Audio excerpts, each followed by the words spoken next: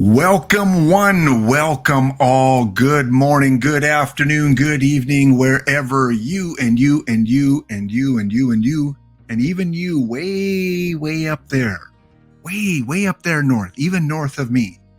Maybe you're up in northern Sweden or Finland. Welcome to episode number 90. How many ever fingers that is? Way more than I have. Welcome to episode number 90, guys. Happy Tuesday. Hope you guys are doing well. Got the coffee filled up, ready to go for a stream. Yes, we are ready to go. I thought I'd bring you a few flowers today.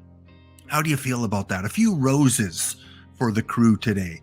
Is everything smelling like roses on your team on this Tuesday? Are you starting to perfect and mold your team, whether it's your regular team, whether it's your theme team, whether it's your tournament team, bronze, silver, gold? Are they smelling like roses? Are they blooming? Because we're a month into the game. The game has been out for a month now. And hopefully you guys are on track. No, I'm not wearing shorts yet, although it's getting close to that point where I might have to put shorts on. But I record kind of in the basement of our house, and it's still a little chilly. We still got some of those winter chills down in the basement area. So good to see you, EVC. Good to see you, 90s guy. And thank you again, 90s guy. Right at the end of the stream yesterday, I saw the 100-bit cheer. Thank you so much. Big thumbs up, big high five to that 90s guy for that 100-bit cheer. Malbert 20, good to see you. What's up? Not too much. Hanging out on this Tuesday with the best community out there. That would be you guys, the best baseball, sports, Twitch, OOTP community out there, as all the affiliates can attest to. You guys really make this an enjoyable stream to do. Trying to be incognito. It's tough. That 90s guy, I have to tell you, EVC, Mr. Incognito himself, you can tell from the shirts that EVC wears, he likes to just blend in. He likes to camouflage himself. He doesn't like to be seen. But when he resubscribes, oh yeah, he is not incognito. I find it. I notice it. Even if it's a stream later, I notice that he has resubscribed and he gets his New York City song. So yes, thank you again, 90s guy. And to all of you, the followers, the subscribers, yes, we are at over 900. The streamathon really pushed up the people that are watching the streams. I noticed on my stream, on EVCs, on Gorgos, on all the different streamers that were on over last week. You guys are just amazing. You're just tremendous, supporting all the different affiliates. What a time we had over 3 days, 36 hours, 13 different streamers, over 5,000 views that we had over those 3 days. And again, a big shout out to the affiliates, to the viewers, and to OOTP Developments and Com2 US for promoting and giving us some good swag to give out to you guys. Hopefully you won some packs, or hopefully you won a game code. And even if you had the game already, you could have given it to someone. So congratulations again to all the winners during our streamathon. And yeah, we'll see where the future goes. But right now, 900 followers even today. Thank you so much to It's Wallace 24, a Jeff Gordon number 24. I always remember from NASCAR, Jeff Gordon, and to Minor Uzukawayawu. I'm just going to say Minor. Thank you, Minor, for the follow. You, again, welcome to the community. Welcome to the stream. Over 900 followers. And I'm going to tell you, when and if we reach 1,000, it is going to be a laptop hound party that I'm going to host for you guys. We are going to have a good time when and if that time comes. Yeah, there's gonna be some fun held when that magical number hits. So thank you again, guys. Welcome to episode number 90. Is everything smelling like roses? I am, for those of you that are new, I am Laptop Hound. Still, it's weird. Still kind of one of the baby streamers out there for OOTP. I started back at the end of September, and most of the affiliates have been doing this for a long time. Dr. Dynastic, I know, is one of the newer ones as well. A lot newer than I am. He definitely is the young kid on the block now. And how time flies. Just seems like last week that I started doing this. And yeah, there's glitches, and I've done my Charlie Chaplin impression, and I've forgotten to do this and click that. And I'm looking up at this monitor and over here. Yeah, not a professional by any means. And that's why, we see often, these little glitches in the OOTP streaming matrix that some of us have. So, welcome to the stream. I stream Monday, Tuesday, and Thursday, and kind of going to try and stick to this schedule for when I stream, just so you kind of know what's coming up on each of the days. Mondays is kind of when we get the live component to the game. We're going to do more live spec on Monday, speculation on which cards you should enter into your lineup for that Monday set of games. Because I've played different similar games like this, whether it's FanDuel, whether it's DraftKings, whether it's Yahoo Sports. There's a lot of them out there where you set a daily lineup. Even if you're in a fantasy baseball league, you set a daily lineup and you want to try and get the most points possible on that lineup. And again, you want to have the best players in at the best opportune times. And because I've done this, with Yahoo Fantasy and different other similar kind of programs for probably 15 years now or longer, I'm hoping I can help you out when the live aspect of the game comes along. Ezra Denny, don't you say that. This is going to be the non-glitch time when I mention the Matrix. EVC, just realized you hit your 1-year OOTP anniversary on April 22nd. High five to EVC, all the way to New York City. Yeah, time does fly by, doesn't it? EVC and Ezra, I know you're just kind of starting out, and I know you're going to be an affiliate soon. We're all hoping, rooting for you, and you're going to notice too that when you start doing this, time does fly by. It's some work. EVC can attest. It is some work putting streams together. We just don't sit here in our muscle shirt and underwear and click the camera on and start talking. As much as that seems, as may it seem like that. But even when I was a teacher, some kids would say, Mr. O'Hatton, teaching's such an easy job. You just come in and hand out papers and mark exams. And boy, it must be such an easy job being a teacher. No. For those of you with teachers in your family, for those of you that may have been teachers, no. It requires a lot of prep. It requires a lot of, out of school, so to speak, work. Yes, you get some holidays, you get the summer off, you get weekends off. There are definitely some great perks to it. But just like streaming, if you want to do a decent job, you have to put some effort and some work into it. So props to teachers. Yes, thank you. Props to teachers. Like I said, there are definitely some perks to the teaching career, but there's a few things that new teachers especially are going to have to figure out on themselves, because I'm streaming to whatever 100, 200, 300 people. You're not all in the same room, but when you have 30, 35, 40 kids in a room and you're teaching them history, which half of them really like and half of them really don't like. So you're teaching to, a mixture of interest in the subject. And then depending on the grade level, whether it's, junior high, your grade 7, 8, or 9, they got their hormones raging and they're not concerned about Napoleon and the Battle of Waterloo. No, they're concerned about, that little cute girl next to them, or, what they're going to be doing on Friday night when they get together with their friends. So yeah, it's an interesting career. I really enjoyed it. I love teaching. I love pushing out, information and trying to help people. And I'm hoping that carries over to OOTP with the beginners, with the new people, getting your foot into the baseball simulation world. All right, what else do we got going on? How long does it take emotes to get approved? Um, all depends. All depends. I've had it take up to a week. I've had it take 2 days. Who knows? Just cross your fingers and hope. So Monday's going to be live spec and kind of go through a live file. We're going to see who wins the World Series like we did yesterday, where the LA Dodgers took it over the Tampa Bay Rays. We're going to do that on Mondays, just see how accurate OOTP is at the end of the season.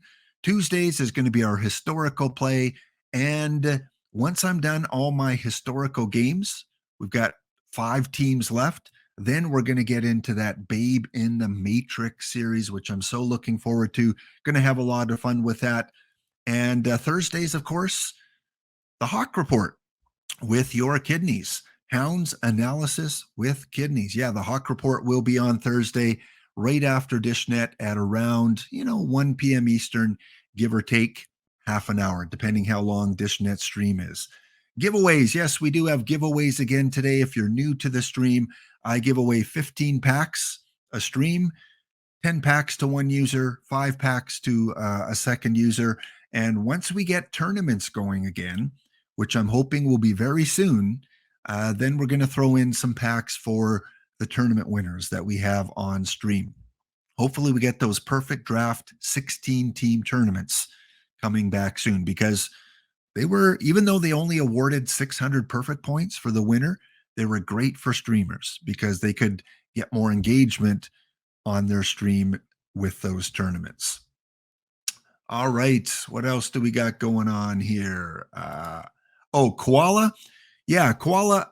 This week I'm kind of honoring Gorgo 2005. Gorgo 2005, on a Wednesday of last week during the streamathon, he announced his retirement from streaming. It was his 20th month of streaming OOTP, one of the OGs, one of the originals. And he decided for personal reasons he needed to step away from streaming, at least for now. And he had just hit his 20th month anniversary. And on that same day, he had just hit 1,000 followers. So it was a very special day for Gorgo 2005. We wish him all the best. Hope to see him back, on the network soon. And so this week I'm honoring Gorgo. I'm having his avatar from his streams up in the top corner there. So yes, Gorgo 2005 from Cincinnati, Ohio, big Reds fan, and has provided so much info, content, enjoyment, and fun through streaming over the last 20 months. So Gorgo, if you're listening, thank you again for all you've done with OOTP. Ad breaks, I don't have pre-rolls, so when you enter the stream, you shouldn't have any pre-rolls. I do a kind of a long break every hour. So on the hour, we're going to have that 3-minute ad break. Fill up your coffee, go to the washroom, go hug your dog, whatever you can do in 3 minutes, and then we'll resume after that. So again, welcome all in, guys, and stay tuned for later in the broadcast for 15 packs to 2 different users. If you're just stumbling across, if you were watching maybe Pokemon Go on a stream, and some guy just finished his stream because he caught Pikachu and he was so excited that he hit the end stream button, and you're like, what do I watch now? And you came across this stream, well, welcome. This is Out of the Park Baseball, a simulation baseball game. It's like an open world game where you can go down many different paths and you can replay the game so many times. It's like a Morrowind. Is that a game? Morrowind or Fable from back in the day, where it has so much replay value. And that's kind of what OOTP is like. All right. Heath goes, dude caught Pikachu and was like, good enough. Yeah. It's like when you watch people open packs of sports cards or Pokemon cards, and someone pays like $5,000 for an original Pokemon pack from like back in the day when they first came out. and there's that shiny Charizard one. I think it's Charizard or Charmeleon or whoever, but it's like worth a lot of money. I'm not sure how many unopened packs are still out there from Pokemon, but yeah, I'd like to go back in a time machine back to the early 90s and buy up all these Pokemon packs because they're like gold. They're like gold now. You can sell them for quite a bit. Or baseball cards, perfect mint Mickey Mantle, graded 10. Who would not love one of those? So if you're new to OOTP and you want to pick up the game, go check it out. You can use my code, which all affiliates can request a code from OOTP. And yeah, you can get 20 or 10% off your OOTP. That did not work. Try that again. Did this work? No, it didn't. Well, let's try this. And if you are coming to Twitch for the first time, link your Twitch account to OOTP to your perfect team, and you can get free packs for your perfect team account. 5 packs a day from affiliates, 5 packs from the official streamers. So today you can get 10 free packs. You can watch me or one of the future affiliates today. And then tonight at 9 p.m. Eastern, TJ Lowerman with his Atlanta Braves series is coming on, and you can get 5 packs from watching him. So by the end of the night, 10 packs in your account. There is the link on linking it. And if you need some extra help, AZ Axel, one of the tech guys with OOTP, has put together a tutorial on linking your Twitch account to your perfect team account. Go watch it. It's 5 minutes. Believe me, 50 packs a week. Who does not want 50 packs a week so we can get all those iron cards? Unless you have Gorgo luck, then you get a few diamonds and maybe a perfect card. Big EDDT. Yes, we are going to go over perfect draft. Great timing, Big Reg, because we are going to go through perfect drafts in about 10 or 15 minutes. So hang on.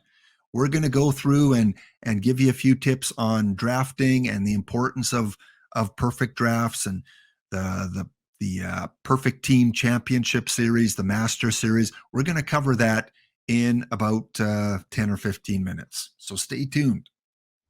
Twitter. You can catch OOTP on Twitter. And usually they put a couple posts every day. There is the perfect team Twitter account, or you can go to the kind of the base game Twitter account, and you can look at that one as well. So one for Out of the Park Baseball and one for OOTP Perfect Team. Last post was yesterday in apologizing for a tech error. A few days ago, some of the perfect leagues ended prematurely. Yes, they ended prematurely.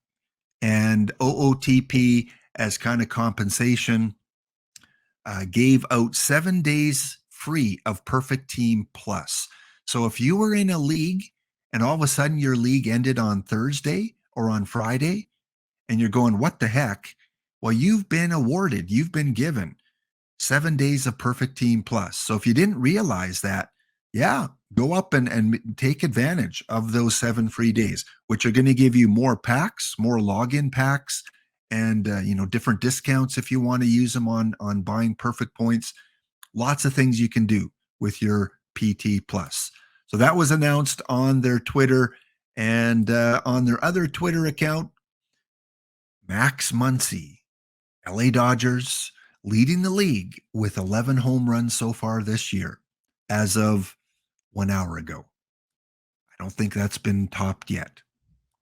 Thursday, catch DishNet with the new content, new cards that will be released. My guess, Future Legends. They usually come out around this time, every cycle of the game. If not this week, they're probably coming really soon. So I'm going to guess on a Future Legend set. Today, probably, or tomorrow, we'll get a hint about what the set will be. And then again, the Hawk Report, episode number 5, with the one, the only Your Kidneys. And if you don't know who Your Kidneys is, make sure you go watch some of his videos on demand. He can give you a lot of advice on cards to use. He's got his own Discord channel. And yeah, he's got a sheet. We call him Ben Sheets because he's got a sheet that gives you some of the good cards that you want in your gold tournament teams. And he'll have other tournament cards that you should be using as well as league cards that he eventually comes out with sheets too. All right, just checking over the chat. Yeah, waiting for the tease. Last week they gave it to us EVC on Tuesday, so hoping we get it today. I know that helps you. And yeah, if you're new and you have no clue who this guy is that has the EVC in his baseball, he's an affiliate streamer and he organizes the theme teams where you can create a perfect team based around something that interests you, something that you love. Do you love the Cincinnati Reds? Well, use all cards from the Reds. Do you love baseball pre 1940? Well, you can use cards from 1940. Maybe you create a team of everyone with Jack or Jackie in their name.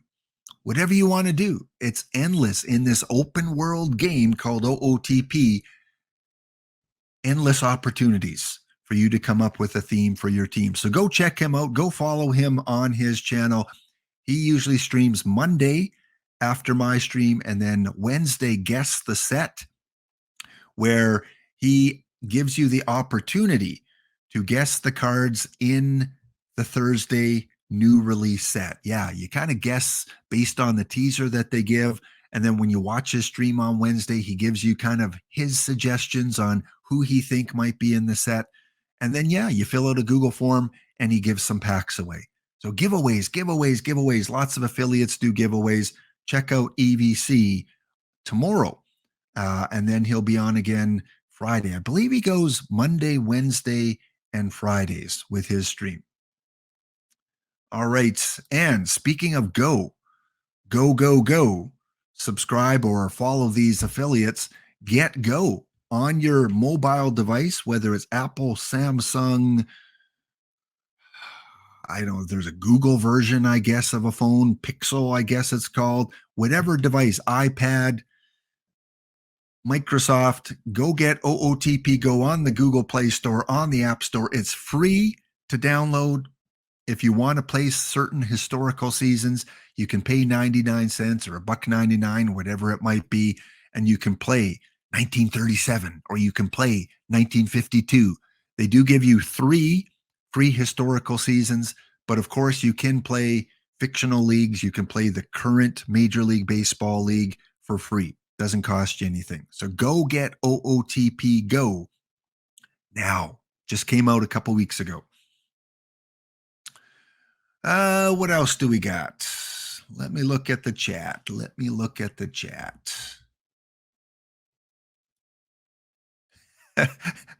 All I saw is Tim Salmon and Mike Trout, so I'm guessing it's some sort of aquatic theme. Angels named after fish. Well, give it 40, 50, 80, 200 more years, and koala, you just may have a team. Tim Salmon, Mike Trout. 2 big bashers, that's for sure. You got a good start. Now you need some pitching. All right, as I showed earlier with the command, all viewers of the channel can enter in the command weather, and then they can put the city that they live in. So again, I'm just going to put New York, and yeah, I got to spell it correctly. New York City. Hey, good job, Nightbot. Good doing the spelling correction there. But yeah, you can put in the weather command, your city, and get a kind of sort of maybe 50% accurate weather report. I don't know. Today in Edmonton, where I'm from, Edmonton, Alberta, Canada, 14 degrees. Going to be some rain today and tomorrow. And then EVC on Sunday. On Sunday, it's shorts weather. Remember that. When you wake up Sunday, Lap will probably have shorts on. No. Maybe don't remember that. Around the North America, the Americas today, Managua, Nicaragua at 90 degrees. What else do we got? See some American USA cities, Miami and Orlando. Speaking of shorts, if you're in Florida, you probably don't own pants. I'm guessing if you're in Florida, you don't have to purchase pants. You just have a wardrobe of shorts and t-shirts and baseball caps. 82 degrees Fahrenheit. Phoenix at 78. So AZ Axles enjoying a nice 75 degrees plus in Arizona. New Orleans, one of my favorite cities to visit, 72 degrees. Sacramento, 68. LA, 65. And Washington, D.C., 59 degrees. A little bit cool in Washington, D.C. And we've got a new low today, Gris Fjord. Gris Fjord, minus 13 degrees. Well, you know what that means.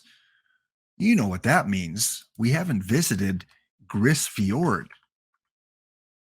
Gris Fjord, the coldest place in the Americas right now. Just seeing that picture. Definitely you don't want to wear shorts there. So up in the territory known as Nunavut in Canada, where we have a lot of Inuit people, used to be called Eskimos, but Inuit is the more proper name. And this is, according to our weather station, the coldest place in the Americas right now. So probably beautiful scenery way up north, but I'm guessing there's not a lot of commercial activity up in Gris Fjord. So where are we here on our map? We are right here, right in that region. Here's Canada, the rest of Canada way down here, and then America there. So Gris Fjord, coldest spot in the Americas. There is your geography lesson of today. Are you guys watching the NHL playoffs? Are you watching some hockey? Are you cheering for a specific team? We've got some games tonight. Last night, the Maple Leafs, if you're a Toronto fan, they won in overtime. They're up on Tampa 3-1. The Devils, Rich Grisham's Devils, he is probably still celebrating because his Devils are now tied with Nicolino's Rangers, 2-2. I'm hoping they have kind of a little side wager. Devils won last night 3-1. The Golden Knights are up 3-1 on the Jets. And the Seattle Kraken, that little team that could, up against the juggernaut Avalanche, Sean Sultan's team, they won in overtime last night to tie up that series 3-2. So we've got more activity tonight. Hurricanes, Heath Dogs, Hurricanes can win their series with the win over the Islanders tonight. We got the Dallas Stars up against the Wild. They're tied up at 2. And my Edmonton Oilers tied up with the LA Kings. They face off again for Game 5 tonight. Tomorrow, the Bruins can advance with a win over the Panthers. All right, what day is it today? Well, let me check my viewer schedule. I wonder if we have anyone currently from New Zealand or Australia watching. Let me check my geo tracker. Doesn't look like it. We have one from Japan. We've got one from Ireland. Good day from Ireland. We've got one from Brazil, 3 from South Korea. Welcome in. And we've got 12 different countries watching the stream today. Just fantastic. Welcome on in. Well, April 25th, what do we celebrate today? We celebrate Anzac Day. Many countries around the world have a day dedicated to the veterans in memory of the lives that have been lost in the countless wars over the years. And Australia and New Zealand, they call their day Anzac Day. The initials, of course, we got Australian and New Zealand Army Corps, kind of where the term Anzac comes from. And today, April 25th is the day that they celebrate it.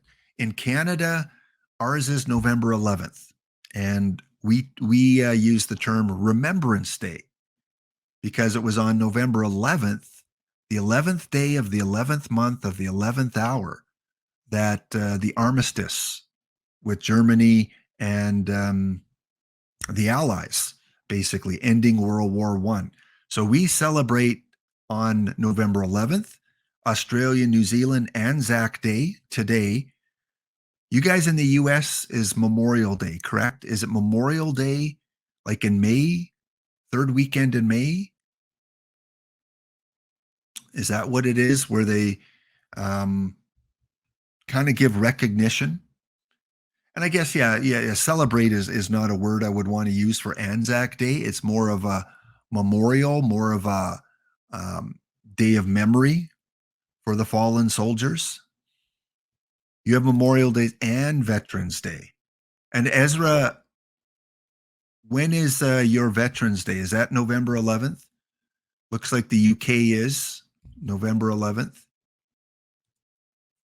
So Memorial Day is last Monday in May.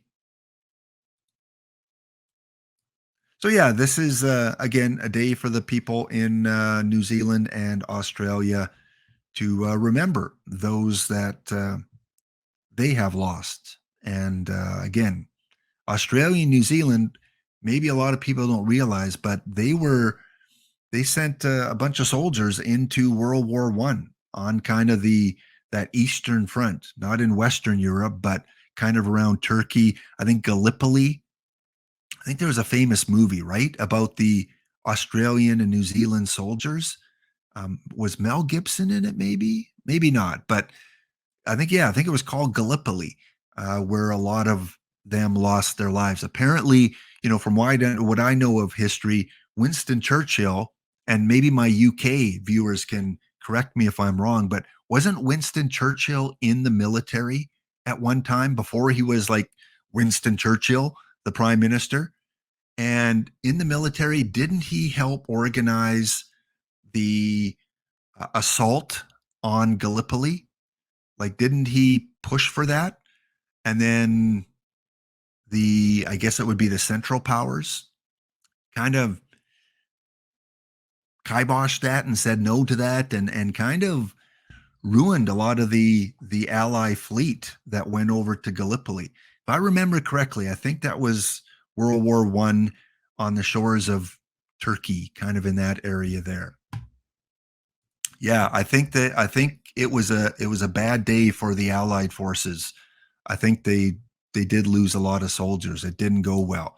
And then Winston Churchill, I believe, stepped away, from the military for a long time and eventually would reemerge and then lead the UK and the Allied forces there into World War II. And of course, kind of, I guess, redeem himself with the assault on the beaches of Normandy, where the countries kind of had their own beach, where it's Omaha or can't remember many of the other ones, but yeah, each country, each of the Allied forces kind of landed on Normandy at a specific beach. So King is verifying, yes, Churchill helped plan a lot of the campaigns in World War One, and he got demoted. Juno, yes, Juno and gold and Utah. Yes, Canada was Juno. Why we have our music awards are called the Juno Awards. Yes. And that was, Saving Private Ryan, basically. If you want to know about the assault D-Day on Normandy, Saving Private Ryan is the movie. Very graphic, mind you, but it's the movie to watch. Speaking of watch, it is National Watch Day. When I was young, I wore watches, but do you guys still wear wristwatches?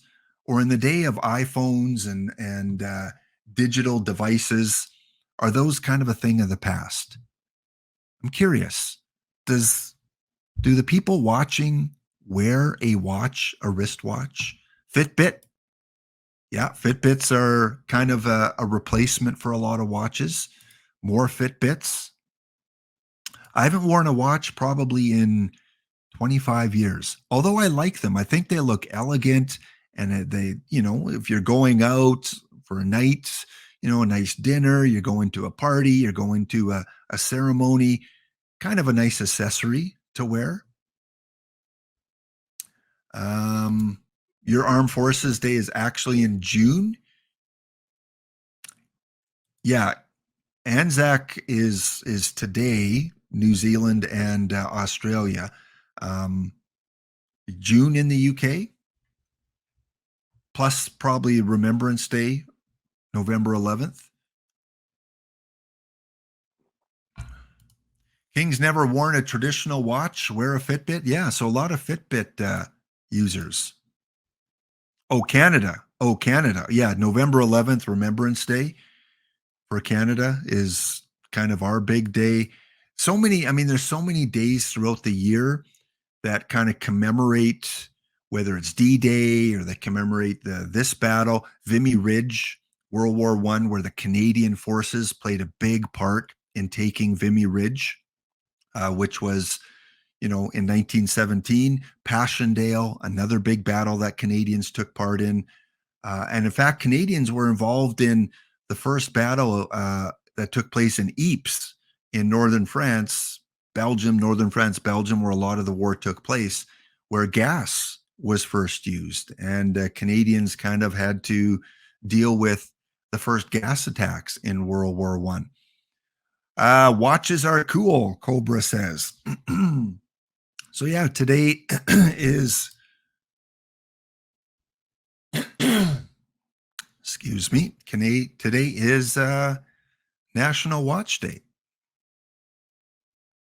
No one ever asks what time it is. Yeah, that used to always be a thing, right? What time is it? Well, everywhere you look now, you can kind of find your time. It is also National Telephone Day, National Lingerie Day, not touching that one. And last week we had National Hug a Linesman Day. Today is National Hug a Plumber Day. Although you may want to ask first. With the plumbing tradesmen, I'm not sure how many would just, you know, not be shocked a little bit if you just ran up to them and gave your plumber a hug, especially if he's carrying a big wrench. You might want to say, hey, it's National Plumber Day. Do you mind if I give you a hug? Even then, he may give you a look. And yeah, Ezra Denny, if the plumber is in lingerie, definitely ask before you give a hug. In fact, maybe the plumber will give you a hug if your plumber is in lingerie. And if he's wearing a watch, well, at least you know what time it is. So yeah, go hug your plumber that's wearing lingerie and a watch, and hopefully doesn't have malaria, because it is World Malaria Day. Those nasty mosquitoes, we get a lot of them up here in Canada in the summertime. And World Penguin Day. One of the favorite animals that kids have is the penguin. The King Emperor penguin. What a cute little animal. Down south. Yes, penguins are not up north. Many people think penguins live up north. No, penguins are a southern species. And how about your zucchini? Do you love zucchini bread? I do. I like it with walnuts and chocolate chips, kind of like a bread loaf with zucchini. That's how, our family has it. But how about you guys? Do you guys love your zucchini? Because today is National Zucchini Day. And I guess it originated in Italy long, long time ago. Some say, though, it may come from Mexico, even thousands of years before that. So zucchini, yes, we grow it up in the gardens here in Canada. Some people don't like it. Some people do like it. Of course, it's kind of like a much bigger cucumber in terms of the look of it. Fun facts about zucchini. It's actually a summer squash. There you go. What Americans call a zucchini, British and other cultures call it a courgette. A courgette. Oh, there you go, King Costly. Yeah, good timing. Yeah. So right there in the article, it says the courgette. Technically, the word zucchini is plural. One is actually called a zucchina, and it has a high fiber content, people. So there you go. Get your daily requirement of fiber. Also, low in carbs, packed with vitamins, antioxidants, and minerals. So go celebrate National Zucchini Day. Go to your local shop and pick up a zucchini and go bake a loaf with chocolate chips and with walnuts.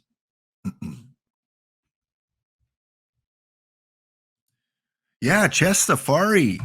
Good to see you here, buddy. Chess Safari, for those of you that don't know, Chess Safari, right from the beginning of the Streamathon, said, I'm going to try and watch all of it. And he just said that he watched every minute of it. So, Chess Safari, a big, big high five for you, making it through all 36 hours, even I think winning some packs during one of the streams.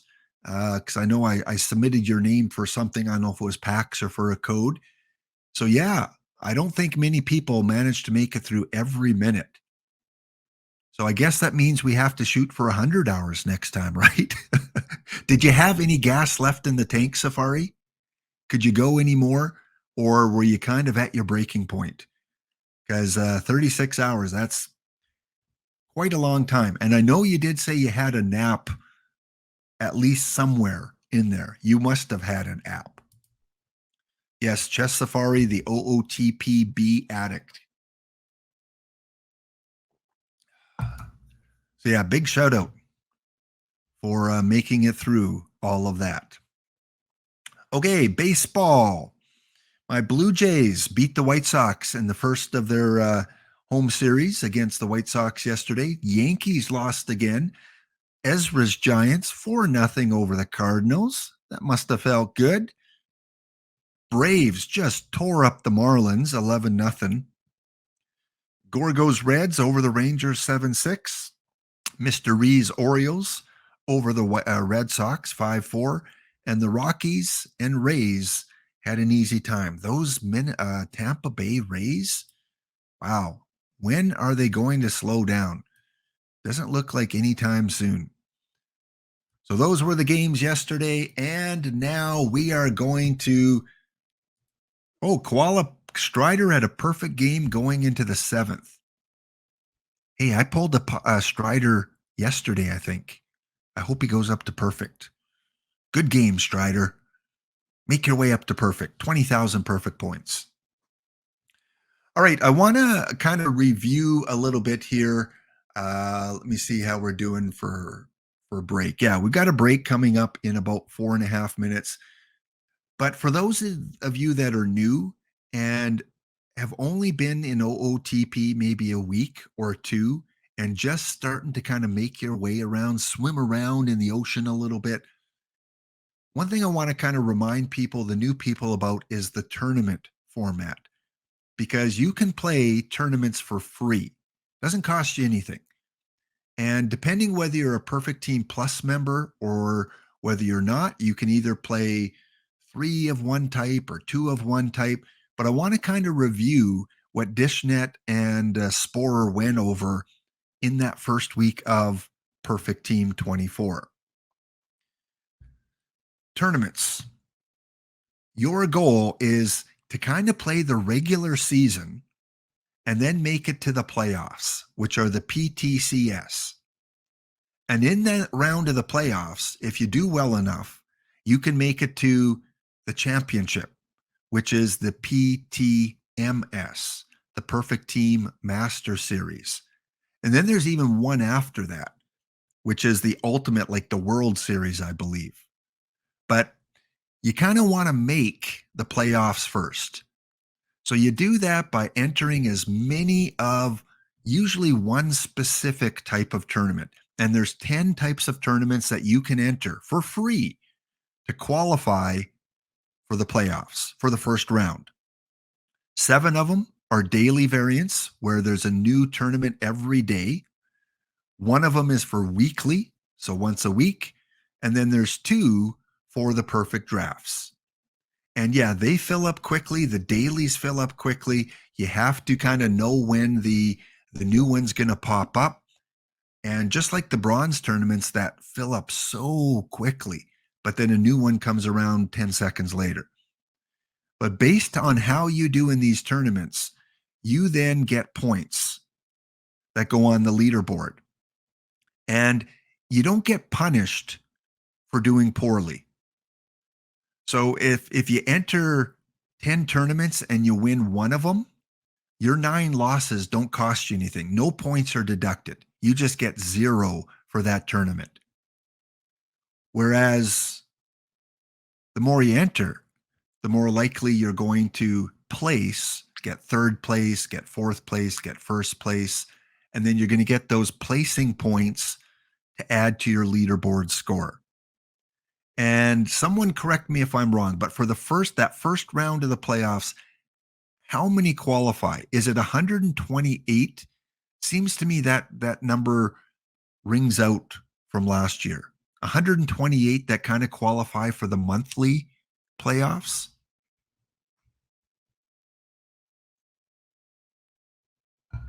Sea Shockers, okay, it is 128. And then 64 will advance twice a year. They do this, they have kind of a spring or a summer PTMS, and then they'll have a fall PTMS. And 64 will qualify for that one. So before I go in game and show you, some people kind of do a little bit better from visuals. This was the best visual that they put up. Let me make it full screen here. You kind of want to focus on one of these blue categories. So when you're entering tournaments, you want to always enter either the Iron Daily or the Bronze Daily or the Perfect Draft Daily. There's 10 different ones that you can choose from. Based on your results in any of these 10 blue categories, that will put you onto a leaderboard for that category. And if you're amongst the 128 top qualifiers, you will get an invite to this playoff tournament. And usually it's about once a month. So at the end of April, the top 128 Iron Daily players will get an invite to this tournament. And then based on how well you do in that tournament, you will get points that can qualify you for the biggie, the PTMS, that only 64 qualify. So there's probably going to be 6 or 7 of these because they're usually held once every month or once every 5 weeks. So if you play the April, the May, the June, the July, if you qualify for all of these and you do okay in these tournaments, you're probably going to make the big one. And remember last year, there were some really good cards like the Jackie Robinson. I think the Epa Rixby was given out. Really good cards for doing well in these tournaments. So again, new players, pick one of these in the tournament schedule. Try to get in as many as you can.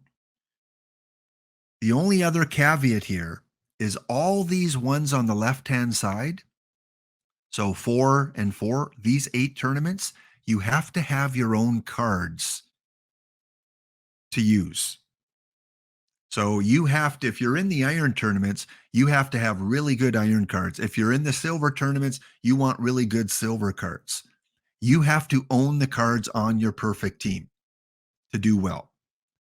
These two on the right-hand side, the daily PD and the weekly PD, you don't have to own the cards. You choose cards from a draft. You are drafting players for that tournament, and you don't have to own the cards. So 8 of them are traditional tournaments. 2 of them are the perfect draft tournaments. All right, we are on an ad break. We will be back in a couple minutes and get into the game and go through one of these tournaments. We are back, and just before the ad break, I was talking about the tournaments and how to qualify for the different playoffs in the tournaments. So here you see the 10 different tournaments that have qualifiers for to get you into the championship series. And then depending how well you do in those, that can qualify you for that next level, which is the Masters series. And caps, yeah, Andy asked a question about caps. Caps are part of the dailies. So yeah, mixed in within these, you'll have the different cap tournaments. So we'll look at the different tournament possibilities. But again, I want to go through this because there's over 350 people here, and I know some of you are new players. Some of you are new to the game and you haven't really tried out the tournaments yet. And I like tournaments because you got nothing to lose except a little bit of your time. I don't like to play the traditional ones because I don't have a lot of the good enough cards to do well in there. So I like to kind of gamble and take my shot drafting a team, either the daily perfect or the weekly perfect, but zone in on one of them. Find one that is your niche that you're going to stick with and do as well as you can in that. Because again, you can get some really good cards as a result of it. So let me go into the game. And again, if you have any questions, if you're a new player and you have questions about tournament, there are a lot of really, really knowledgeable people in this chat that can help you out and answer those questions. So if I miss it, I apologize, but I'm going to focus on my screen and I'm going to enter another bronze tournament, unless it's full.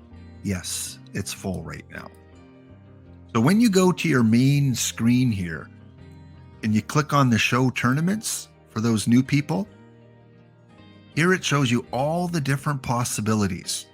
Now you can go and you can, personalize it a little bit more to show only specific tournaments or tournaments that have an entry fee, the different types of tournaments, and the different modes. It's so customizable what you can do here. You can also go and you can only show salary cap, where you have cap tournaments, where you have to budget based on the level that your card's at, not the salary of your card, like many salary cap other tournaments and other games, but based on the card level. So an iron 40 or a bronze 62, and on the status.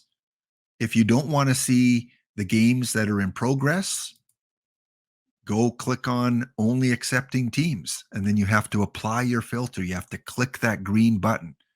So now when I scroll down, these are the tournaments that have spots that are available. These are traditional tournaments. These are tournaments where you have to put in a lineup with your cards. Most of them 26 cards. Cap tournaments might be a little less. So you have to own good enough cards to do well in a gold, in a silver, in a bronze. And did my game crash? Yes, it did. I don't know if you guys get that when you hover over the game with your mouse, if you get that crash, but especially in the tournament screen, when my mouse is kind of in that area, you get the crash. I know for EVC, sometimes it's when he opens a pack, I think, the little pack button. Funny how all of us have kind of unique things that crash the game. Let's try this again.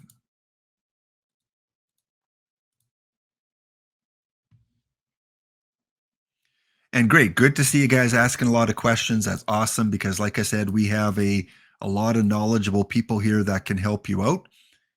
All right, clicking on show tournaments. And because I restarted the game, it resets all my set parameters. So if you want to reset them, you'd have to go back and reset them. I'm just going to leave them. So remember when I showed you that graph, that flow chart of all the different tournaments that you can enter? There are 8 specific ones for traditional tournaments that you can qualify for. So you might want to go and say, show me the dailies, and apply filter. So here's the daily ones. Some of them are cap tournaments. Okay, so here's that iron one. If you want to try and qualify for the iron one, you'd enter a daily iron. Of course, it's full. And as someone pointed out, these fill up pretty quickly. Look at all the ones that show full. So you have to have kind of the right timing. So you enter and you enter and you enter as many of these as you can in one specific category. And then if you go over to tournament rankings on the far right-hand side here, you can go to your specific category. Remember, there's 10 of these. So if I'm always entering daily bronze, I click on that.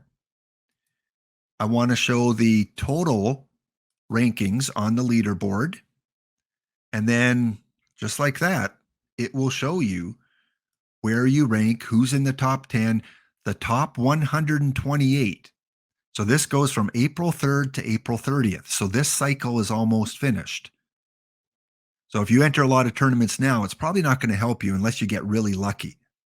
So you may want to start on May 1st, next Monday. And so we go through and Jim Bowden, the Sacramento River Bats, look at that, 221 points. Best finishes first. You know, a lot of names that we're familiar with. Monterre Don, congratulations. Zen Lunatic. These are the people that are playing the tournament daily bronze. Mr. Audit. So top 128. So we go down to 128, and that's kind of the bubble area.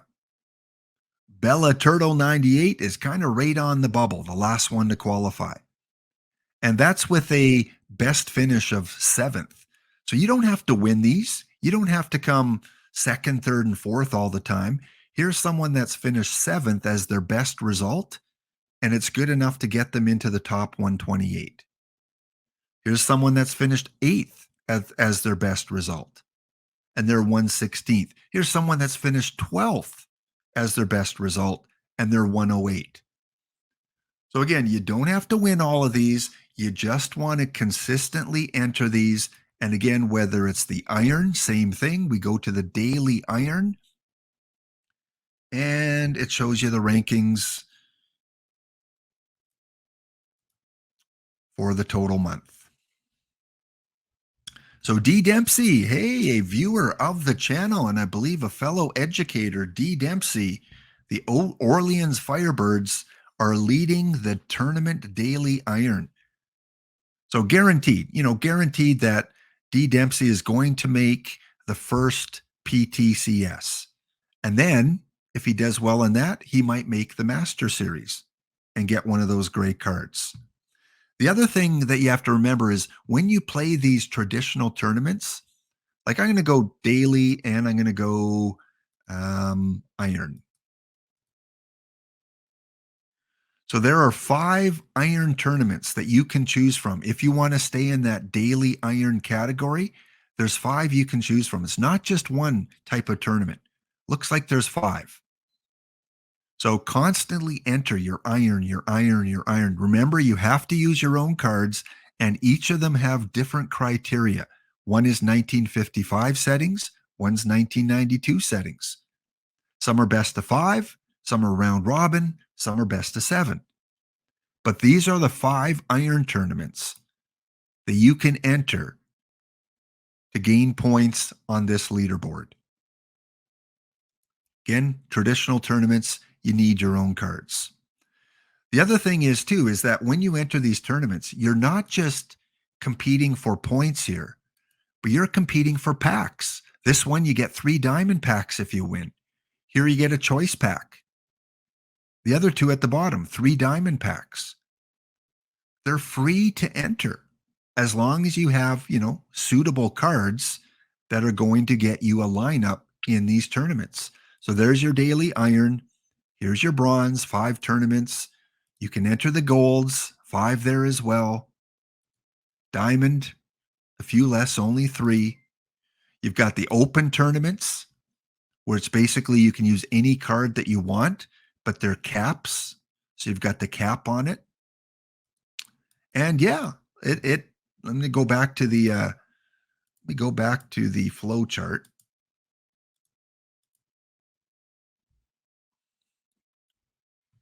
So there's your 8 categories in traditional tournaments. Finish in the top 128. Every month, they have a PTCS with some great cards as prizes, do well enough in 2 or 3 of these, make the top 64, you can qualify for the PTMS. So that's kind of the best way I can explain it. I know it's a little bit convoluted, but hopefully it makes a little bit of sense for those new people. Like I said, the ones that I'm competing with are these ones because I don't own a lot of good cards yet. So I'm competing in the one where you get to draft your own players, and I'll show you what those look like.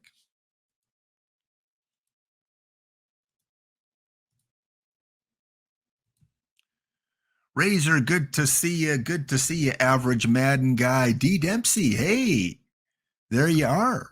I just talked about your team in Iron, that you're doing well. And yes, there is a pinned comment on the main Discord. So there's a lot of information out there. You just got to kind of traffic your way to get there. And again, ask questions. A lot of people here can help. So the other two are the perfect drafts. So same thing, you go and you click on your show perfect drafts here, and you want the daily or the weekly.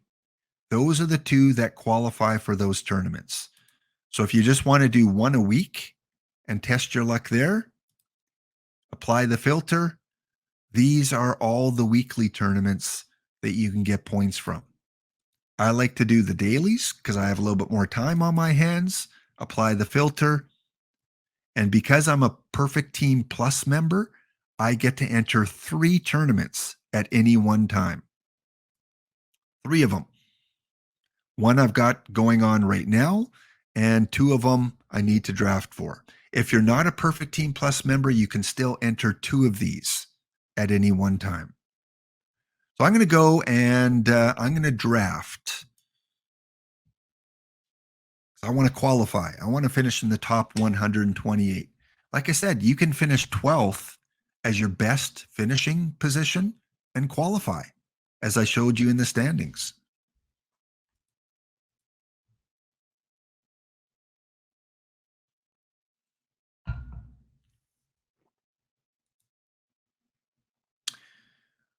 Yes, average Madden guy. Yeah, there is. There's a lot of great posts out there that show you the different settings. Extoforas and Astor31 have come up with a great visual that I've shown from time to time. And you can usually find it in the Discord. Yeah, it's a really good visual that shows you how many starting pitchers, how many relievers, that kind of thing in terms of how to craft your lineup for those other eras. All right, just checking the chat here. You just picked a Jody Reed in a perfect draft. I wonder why, Mr. Audits. And when we get the 16 team perfect drafts, that's when I hold different tournaments for prizes. So hopefully they'll bring those back. Right now, they only have the 64 team tournaments, and I don't think we could fill one of those, League. I think we maybe could fill a 32, but not a 64. So when you click on your perfect draft, make sure you read the era. It's modern era. So anywhere 11, 12. Some people like to have 13 pitchers in modern era. I like 11 or 12. And then make sure you check if there's a designated hitter. Some tournaments have them, some don't have them. And it's a best of 7. So modern era, DH, best of 7. So you start that up, and then you go through your draft. And some rounds you pick 1 card, some rounds you pick 2 cards, some rounds you pick 5 cards towards the end. So because this is modern era, I like defense, especially for my center fielder, my shortstop. I like a good catcher ability. And then for pitchers, as your kidneys has mentioned, as many people have mentioned, I like to look at these home run and pitcher BABIP. So pitcher BABIP stuff, I like those to be blue as best as possible in the modern era settings. In the dead ball era settings, it might be different. So this is modern era. I don't like Kevin Brown because he's going to give up a lot of hits. Now, if I have a good defense, it might prevent some of those. So I'm going to look at Rube Foster. Look at that. Good pitcher, BABIP. Good stuff. Good control. I like this guy. So if you get Rube Foster in a perfect draft, good choice. Right team, Rube Foster, he's a winner.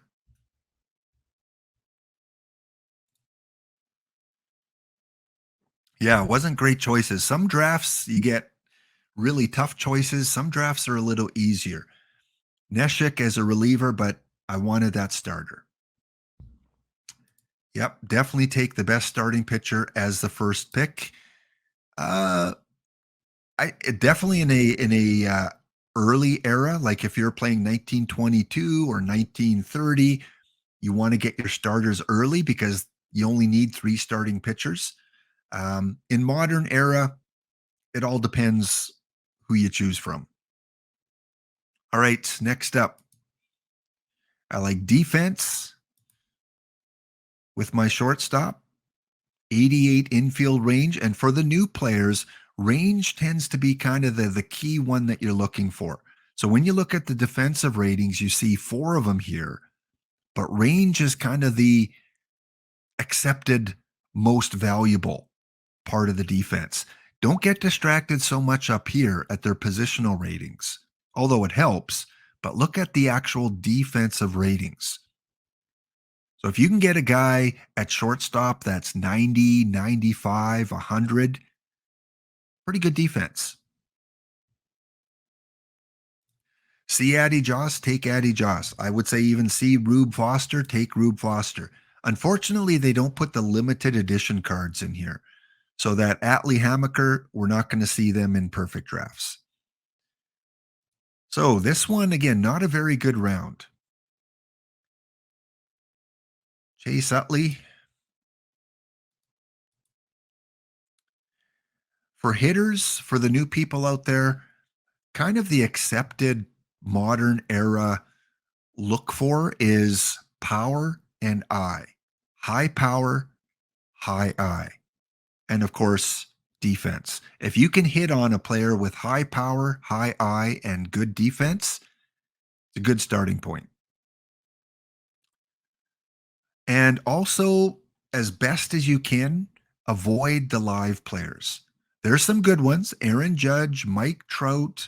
There are a few decent, good live players, but for the new players out there, you want to focus more on the historical players.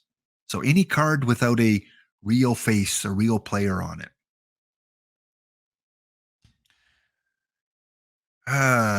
Let's see. Tim says you had Foster in your TWIP showdown. And did he have a good tournament? Yeah. Well, look at him. Look at his ratings. Like he's above 80, barely in home run. Wow, just at the 80 mark. And he's above in the pitcher BABIP. And I like pitcher BABIP and I like stuff. I like the combination of those two. Home run, as long as it's kind of over 70, 75. So yeah, he has the makeup to have a good tournament. I agree with you. This one here, I'm not seeing a lot of choices here. So it's either Utley, the Silver Fox. I'm going to go with Juan. Let's go with Juan. Very good point. Very good point, Safari. New players out there, your starters especially, you don't want what Safari calls splitty. Splitty means that they're really high against one type of batter and low against the other. So Rube is a little better against the left-handed batters, but not overwhelmingly. In fact, his control is better against the right-handed batters. So yeah, he has a really good makeup to be one of your starters. The other thing that I see a lot of new players make mistakes on is they get caught up in the name. Don't necessarily get caught up in the name. So you see Satchel Paige and you go, oh, Satchel Paige, absolutely, I'm taking him. But look at the ratings. Not bad. but his pitcher BABIP's a little bit low for what I would like. If this was 80 or higher, I'd take him just like that. It's not quite there. I still might take him, but let's look at Zach Greinke. To me, a better pitcher than that Satchel Paige. Look at the high home run. Look at the high pitcher BABIP. Good control. His stuff, yeah, is a little bit weak, but I think it's still good enough to take him as a starter. So Zach Greinke, Duke Schneider, high power, high eye. So this is a tough one because you've got all the makeup of a good hitting card here, not necessarily defense. Cargo, no. So for me, I'd love to have two choices here. I would take Greinke and Schneider. Because I have a pitcher already, I'm going to go with the Duke. Because again, I can't pass up that high power and high eye. And, for Cubs fan Steve, Ron Santo, he's got high power and eye.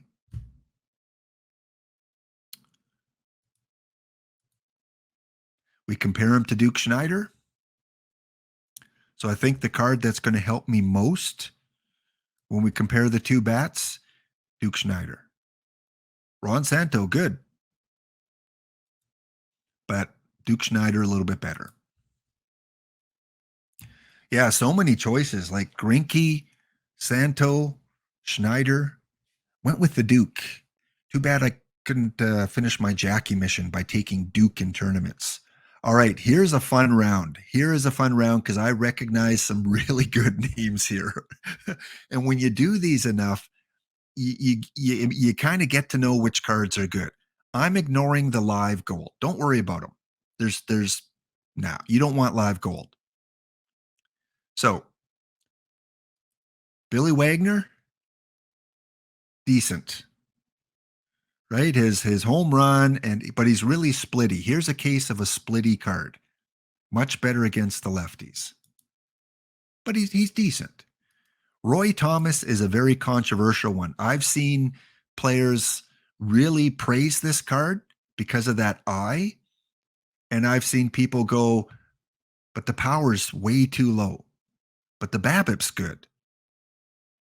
So some people love Roy Thomas in their lineup, some not so much. Here's a card I like. Fred Pfeffer. Look at that power. Look at that eye. Defense might cost you a little bit. It's got a little bit of speed. I've always had success with Pfeffer. He hits a lot of dingers for me. So I'm going to take Pfeffer. And the Negro League players, for the most part, not really good for modern day tournaments. Really good for maybe the 40s or 30s or 20s.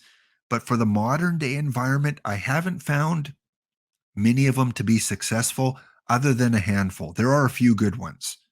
If you can get a Dink in bronze, if you can get Rube Foster, if you can get maybe a heavy, that has the good bat.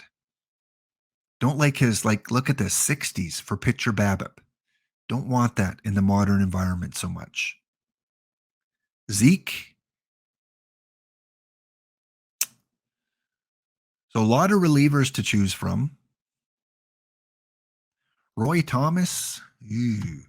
Iridescence. Iridescent loves Roy Thomas but not so much in these tournaments. Absolutely. Yeah. There are some really good backup utility players. So you want to look for your Negro League players in your bronze and iron for sure. I'm going to go with Billy Wagner. Wagner and Pfeffer. No, Stormin, they do not. Cards are random and they're all taken from a big pool of cards. There are people out there that wish that everyone did have the same choices, but I kind of like this. I kind of like the randomness. If you get perfect Jackie Robinson in the first round, you got an advantage. You don't get him, Yeah, I guess you just got to draft better cards later on. So they do come from kind of a big pool of cards, but not the same ones.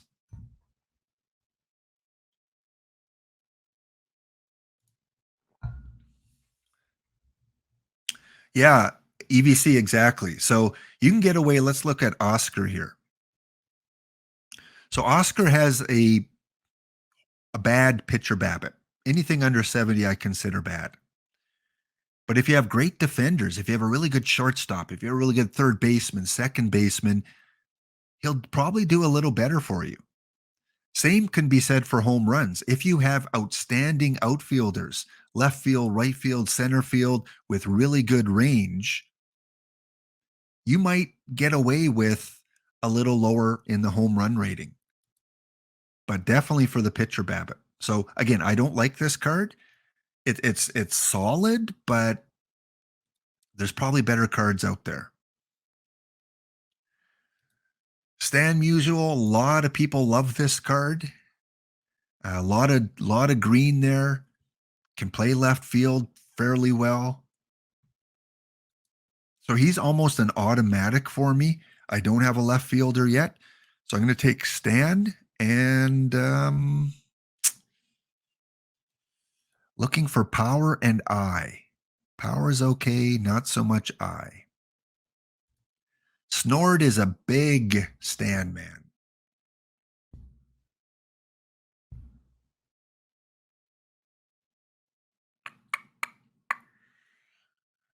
Because of my choices here,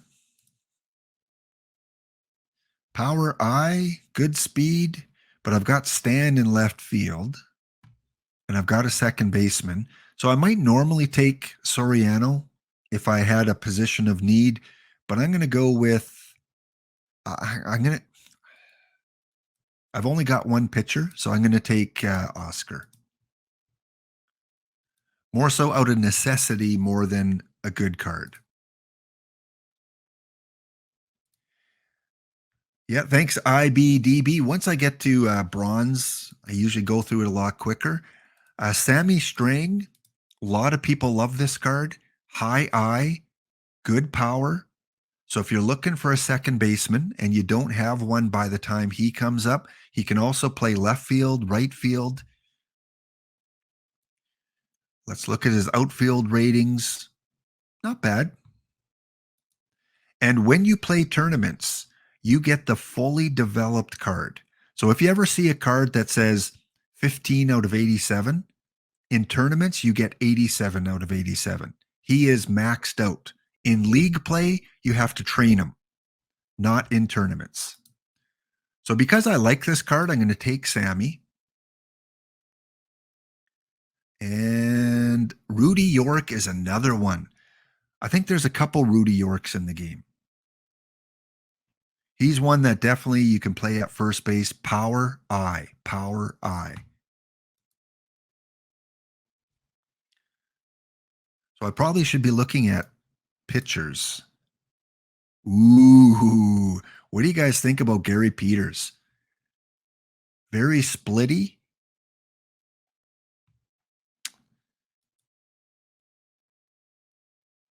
So it's definitely going to be between York, Peters, and String. See, this pitcher BABIP way too low.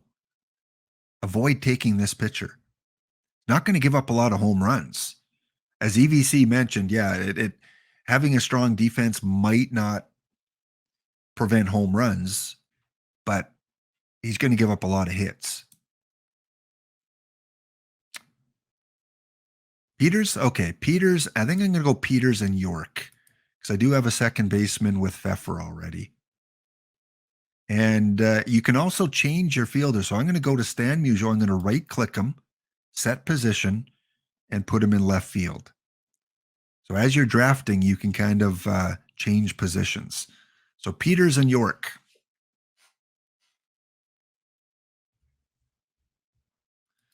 Thank you, Safari, for that. Peters works in tourneys as a number 3 starter or lower. So he is my number 3 starter. Although he's probably better than Oscar. Might be my number 2 guy. All right, we got to speed things up. I need first base, third base, right field, and DH. Candy.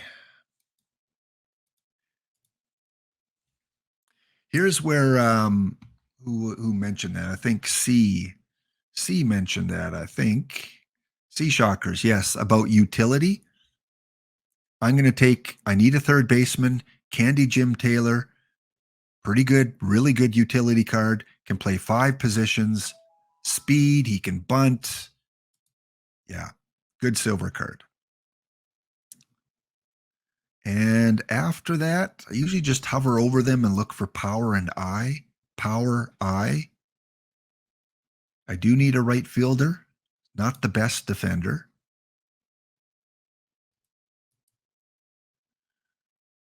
Another utility card. I'm going to go Larry Walker and Candy Jim.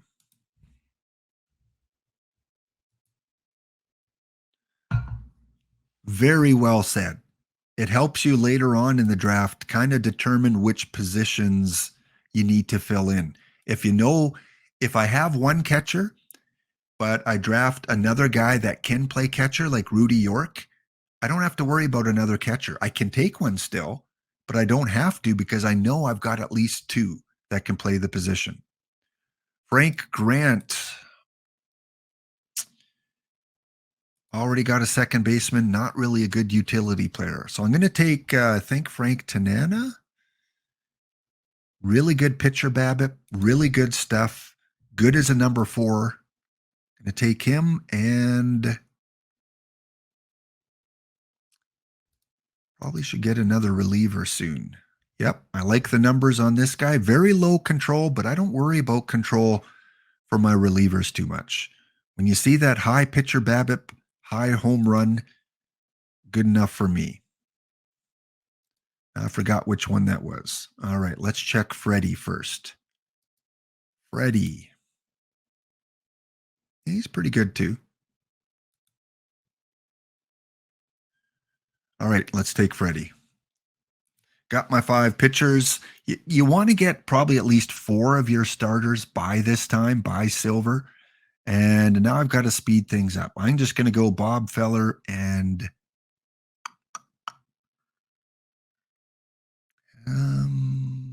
Bobby Shantz. So fill in some pitcher roles, high pitcher BABIP. Might give up some home runs, but he's going to be my bullpen anyway.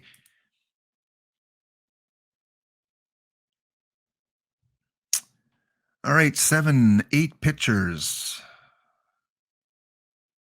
And once you get to bronze, kind of look for those utility players and defense. Utility and defense. Because you should have most of your lineup set already. Let's go Justin.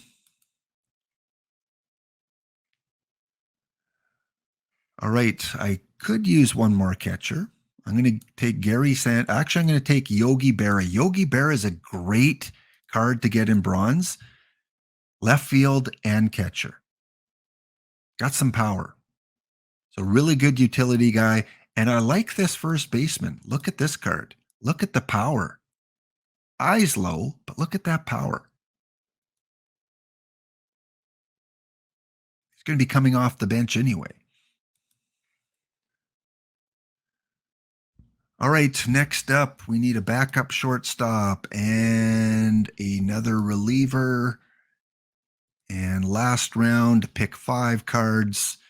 I need 8, 9, 10, at least one pitcher. Another corner fielder. Let's take 2. Let's take a center fielder and a second baseman if there's one. No, there isn't. So because of time, there we go. And if your timer runs out, usually they give you like another 30 seconds to finish off. You might be able to finish off 1 or 2 rounds once your timer runs out.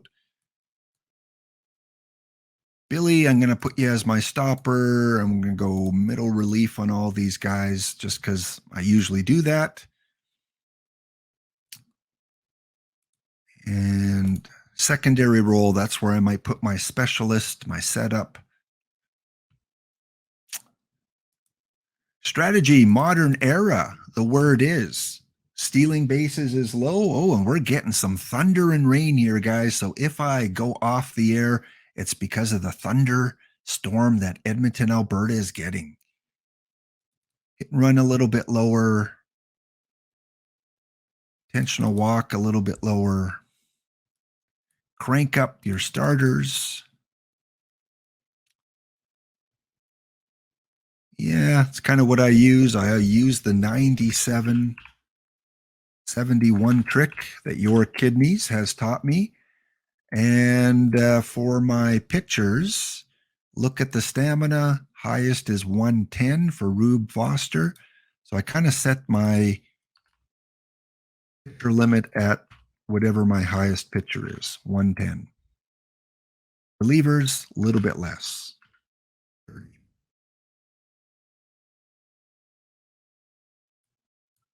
And again, this is kind of the global strategy.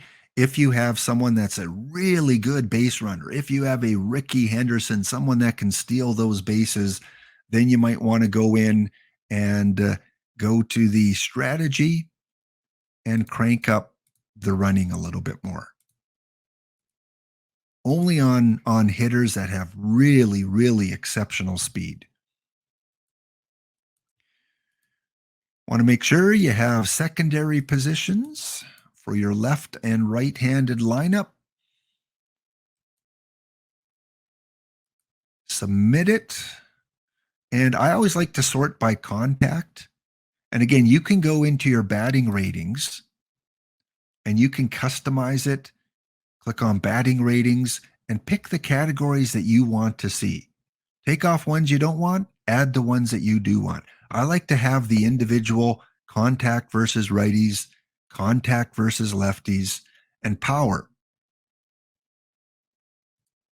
So you see contact, power versus lefties, contact, power versus the righties. Then I like to sort them by contact just to make sure they're not leaving out anyone that should be starting. Power, Luke as my first baseman against the righties. Let's go back to this one.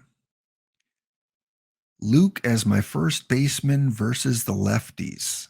I'm going to put him in instead of Smoke. And otherwise, Luke instead of Smoke. So let's see. Luke versus Justin Smoke.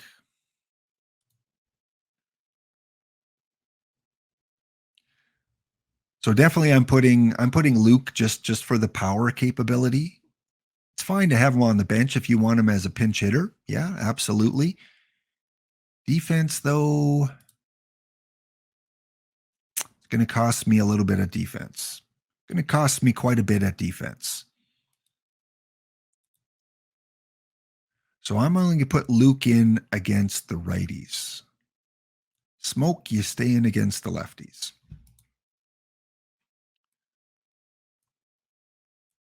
Go, top pinch hitter. And because of his high power, too, if you have a guy on the bench that you want to make sure has a high leverage pinch hit situation, go into the strategy, go down here to the bottom, and click Save for high leverage pinch hit chance. So bottom of the ninth, you're down by 1 run, 2 out, got a pinch hitter coming in, or you need 3 runs to win the game, bring in this guy here. He's got the power. He's the guy you want at the plate that can hit that game-winning home run in the bottom of the ninth. And put Smoke there and Smoke there.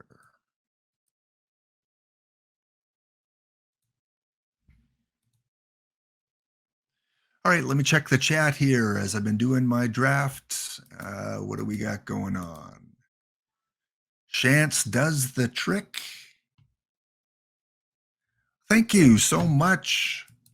Snored 0489. High five. Thank you so much for the bits. Thank you, thank you, thank you.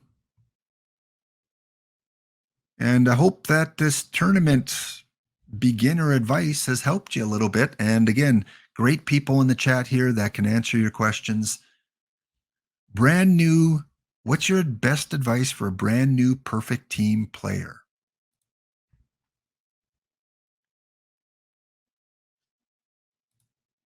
And I'm just reading the comments here as I sip my coffee.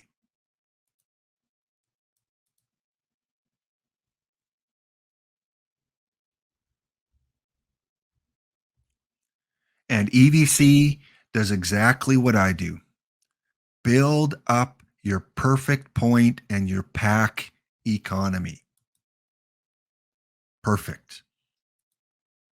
So what EVC means by that, once I'm done the tournament, I click submit again just to make sure it registers.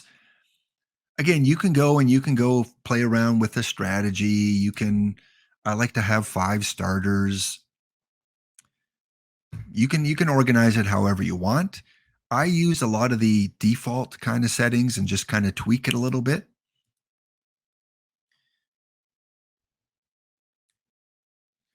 But Midnight Dreary, great name by the way. What EVC was talking about is get some cards, invest in some cards where you can enter into either iron or bronze. And bronze is kind of the most recommended because they fire up quicker. You can enter them a lot more than you can the iron because they don't take as long to finish. You can enter up to 3 of them or 4 of them if you're a Perfect Plus member. And just keep entering. Let's go take a look at my bronze team. This is what I get most of my packs from. This and watching affiliate streamers where you can get 5 a day plus an additional 5 from the official streamers, 10 packs a day there, and you can win 3, 6, 10, 12 packs a day by setting up a really good bronze or iron tournament team. For the first one, just pick players that qualify. Enter into it. Get entered into it. Then when it's done, go and look at the results, see if there's any pitchers that are doing well. And these are pretty cheap players to get. So my starting 5, Carl Lundgren. I go to the card shop, 249 perfect points. Well worth the investment, in my opinion. Fred, 50 perfect points. So with an iron and a bronze tournament team, you can very inexpensively, probably for less than 1,000 perfect points, build up a competitive team. For my hitters, some are going to be a little more pricey. Like I've got the bronze Jackie Robinson. It's going for 900 perfect points. But the trick is, if you can afford to wait a little bit, go to the pull down menu, click on new buy order, and put in a buy order of 700 or 750. And chances are someone's going to sell that to you within 24 hours. If it's a reasonable offer, you'll probably get someone that sells it for you. So if you want to save a few perfect points, you can put buy orders in. But some of the great cards, my favorite Negro League player card, Dick Mothel, going for 650, but he can catch first base, second base, third base, all 3 outfielder positions. He can bunt. He can bunt for a hit. He has some speed. Great card, but a little pricey. But the last 10 sales is 325. So if you put a buy order in of say 400, 450, someone will probably sell it to you.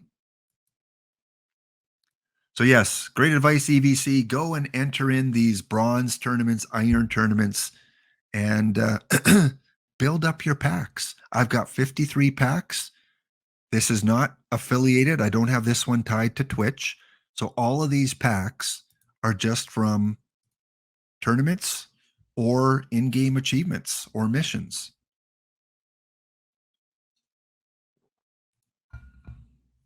The Hoosman, yeah, you think even more than Petway? I like Petway a little bit more for catcher and Mothel in other positions, but it's like saying, do you want gold or diamonds? Like they're both really good.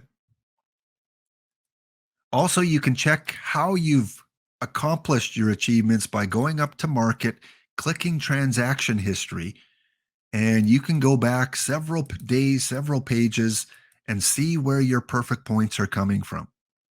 So I've got 3 from a tournament, 1 from a tournament, 2 from a login reward. What else do we got? Tournament pack, 3 from a tournament. So this is since yesterday. What else do we got? 2 from a login, 1 from a tournament, choice pack from a draft tournament, 1 from a tournament. So, yeah, that's how you can build up your packs. And then you open up a pack and maybe you pull some of those bronze cards that help your tournament team, or maybe you pull a Bellinger, a perfect Bellinger, and you can sell that to add other pieces to your team. And I don't think we're going to get that. Are we going to get a silver Jackie? So here I'm just opening all my free packs from the tournaments that I've entered and see if I can hit on something big. Couple silvers, another gold, Sloppy Thurston, another good pitcher that I take in tournaments if I see him. Ferris Fane.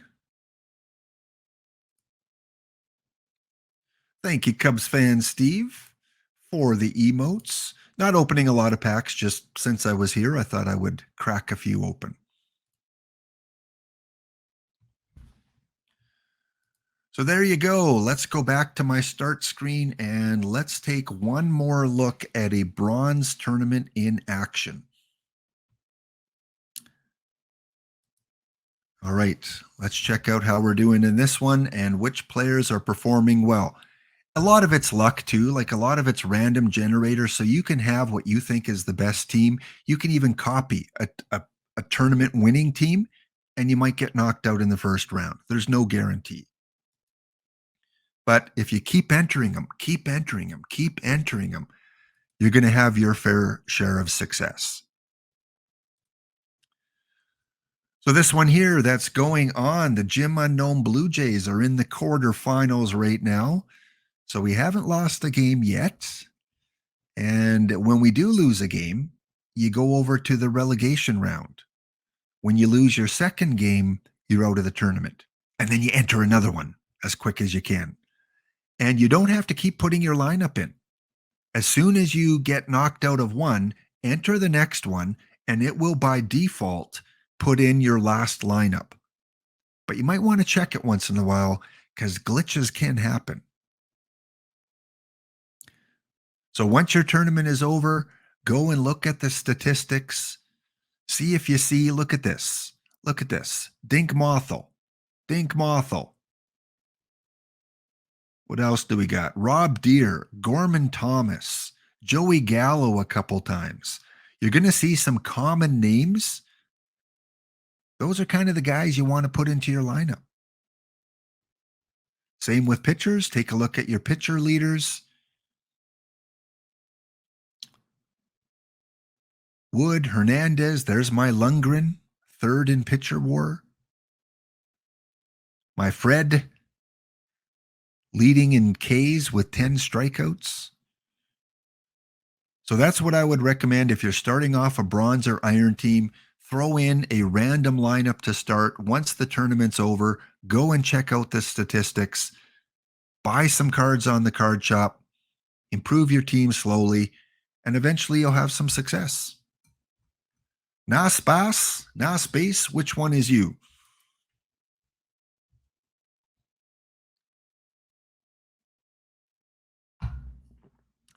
Oh, look, it's you. You are the Hawaiian Rainbows. Ooh, we might meet up in the semifinals. We're on a path. I've got to get by the. Who do I got to get by here first? I got to get by take one to no one. And you're up against Vancouver. All right. We'll know in 5 minutes if we match up, unless the elimination side of the bracket, I think they have to play first. NAS has a very solid team. NAS, I want to ask you before I do this. Can we look at your team? Or do you want to keep it a secret? Totally fine, up to you. If you don't want to show your team, that's fine. But I don't just, like to go through everyone's team just because you got to be in the tournament to see the teams. Absolutely, he says. Okay. So let's take a look at his team. Okay, here's mine. Lundgren, Fred, Lefty, L, Jumbo. Let's look at the Hawaiian Rainbows. All right. He's got a 4-man rotation. He's going all middle relievers. Mine was 2 stoppers. Interesting. And he's got some names I haven't seen in tournaments. But look at that. He's got the high pitcher BABIP guy. Very splitty. See, I would worry about him as a starter because he's splitty. But mind you, maybe most of the meta batters are right-handed batters. So it could be a smart move. Larry Gura, high pitcher BABIP. I see a theme here. Jack Banta, higher pitcher BABIP. And Al Leiter. Yeah, I thought Al would do better than he actually does. He does okay for me, but it must be his control.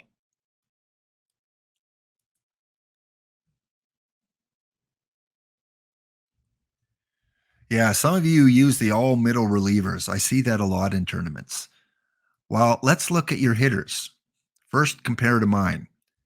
Dink, Jackie, Joey, Dave, Gorman, Kirk, Jimmy, Maury, Ernie, Herman, Mark, Nelson. So I've got a lot of platoon situations. Let's check out Hawaii.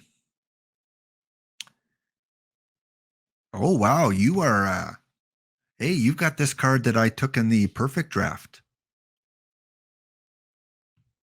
Luke Easter.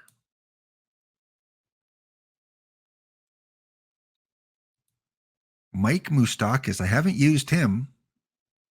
Looks pretty solid. Another one I haven't used. Gus Zerniel. Power, not as much ice. So you're going with a lot of power. Look at this. When I rank Hawaii's team by power, yeah, he's going with a lot of power. Defense, still pretty good. Your catcher needs work. Christian Bethencourt, yeah. Live catcher. That's where a Dink would be helpful, or maybe a Bruce Petway or an Ernie Witt. I like Ernie Witt as well. Even Ozzie Virgil does okay for me.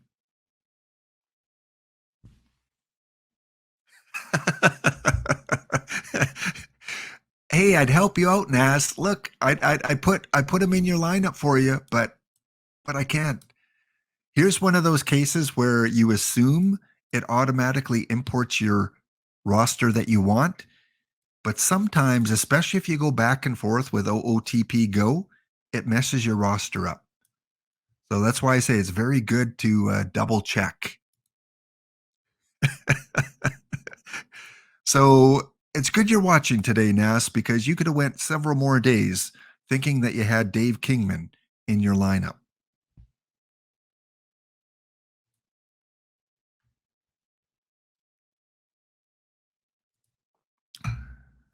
All right, I'm just going to wait out this one. And actually we won't, because I don't think our side of the tournament tree plays this game.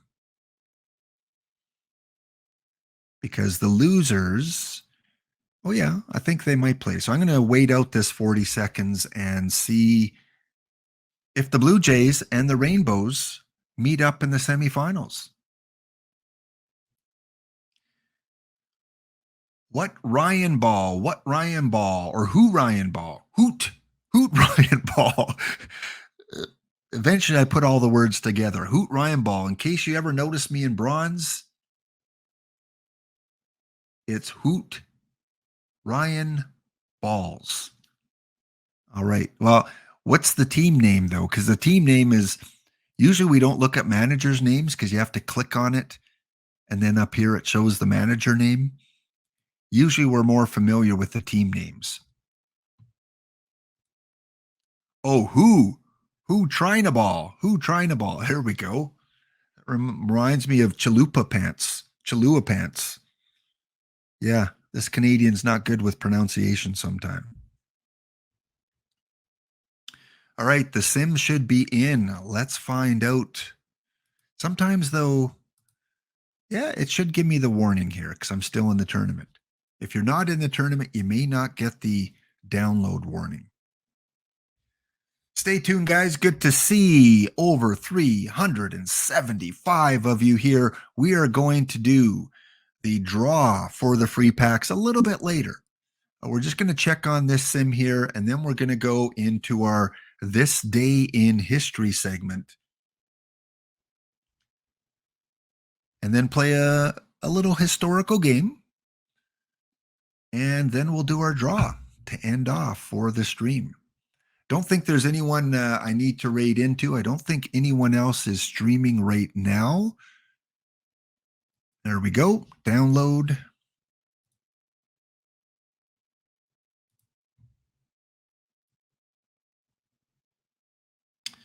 Hope you're getting some good cards on your free packs. All right, let's see. Let's see if I was able to take one to no one, if I'm able to take them out of the A side of the bracket. Let's look at the game log. Ooh, the Jim Unknown Blue Jays get off to a 2-0 lead. 2-0, 2-0 after. Oh, no, take one, gets one in the third. 2-1 after 5. Uh-oh, getting nervous now. Top of the 7th, the Blue Jays get a double by Dink. You know we're talking about you, don't you? Showing off like that, getting the double. Gorman Thomas walks, Joey Gallo singles, and look at the flood of runs come in. 5-1. Top of 8, 2-run shot by Gorman Thomas. If you don't have Gorman Thomas and you're setting up a bronze tournament, go get Gorman Thomas. He's 161 perfect points. Someone just bought one for 131. That's still cheap. Go get Gorman. Top of the 9th, a solo shot by Mark DeRosa, and takes one to no one, is having a big 9th inning. I'm scrolling, and they get 4 runs. Not enough. Jim Unknown Blue Jays win their semifinal or quarterfinal match 8-5.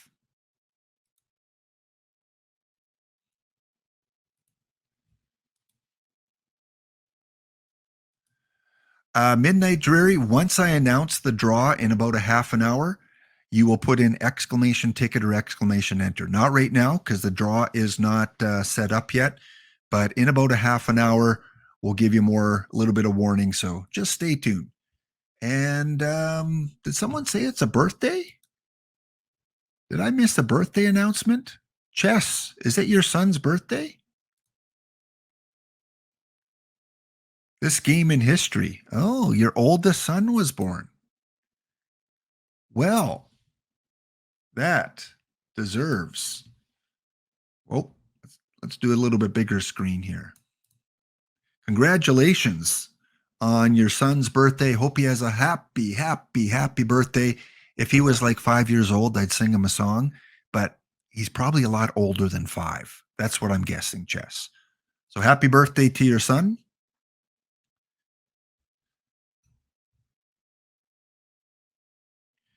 All right. How did the Hawaiian team do? Oh, Hawaii. Where are you? Hey, Hawaii, you won. Congratulations, NASPACE. Let's see. So I won over 8-5, and Hawaii won, 5-4.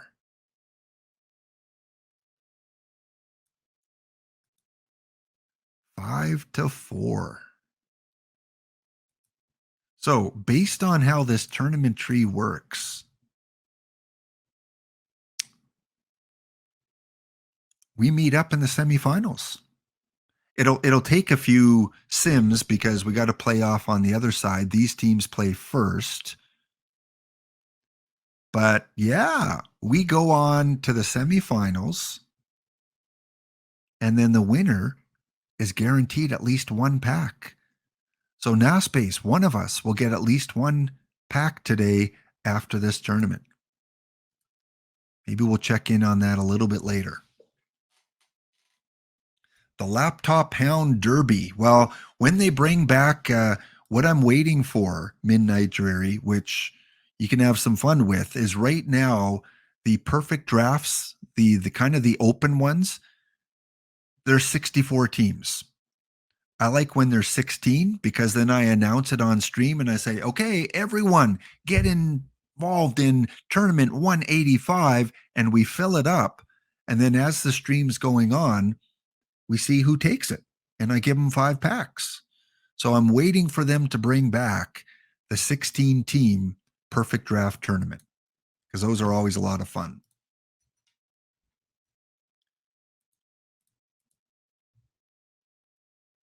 All right, just checking in on the chat here a little bit before we go to our next segment.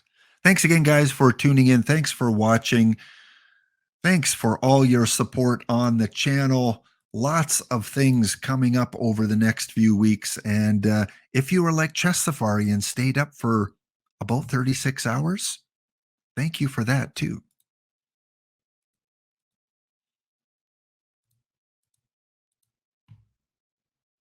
All right, let's talk some baseball. This day in baseball history.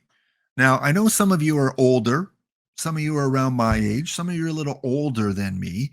But I know for a fact, I can guarantee you, none of you were around in 1901.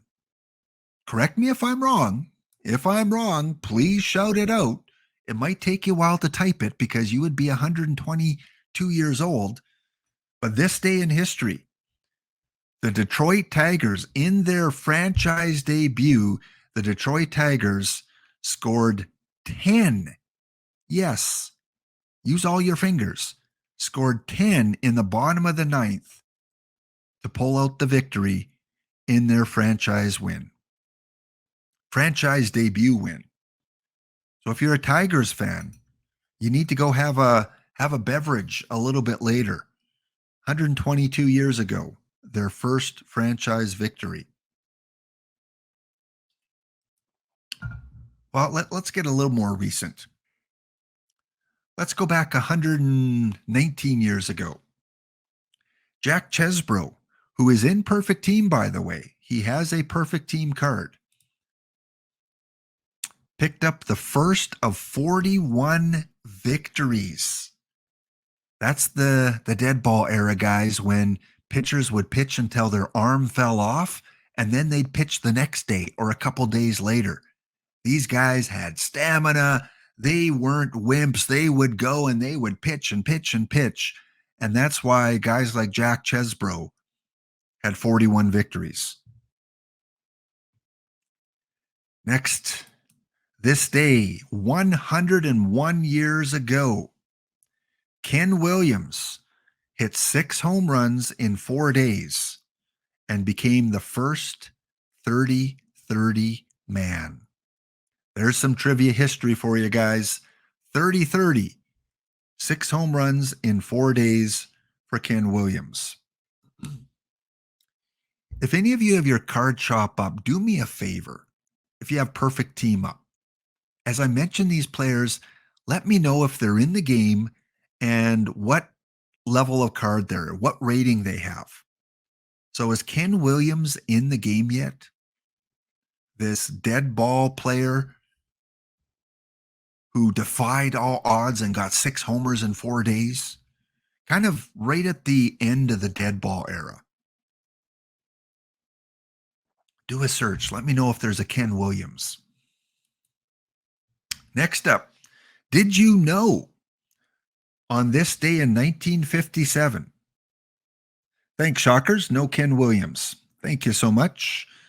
This day, the new rule where base runners could not interfere with batted balls in the field of play.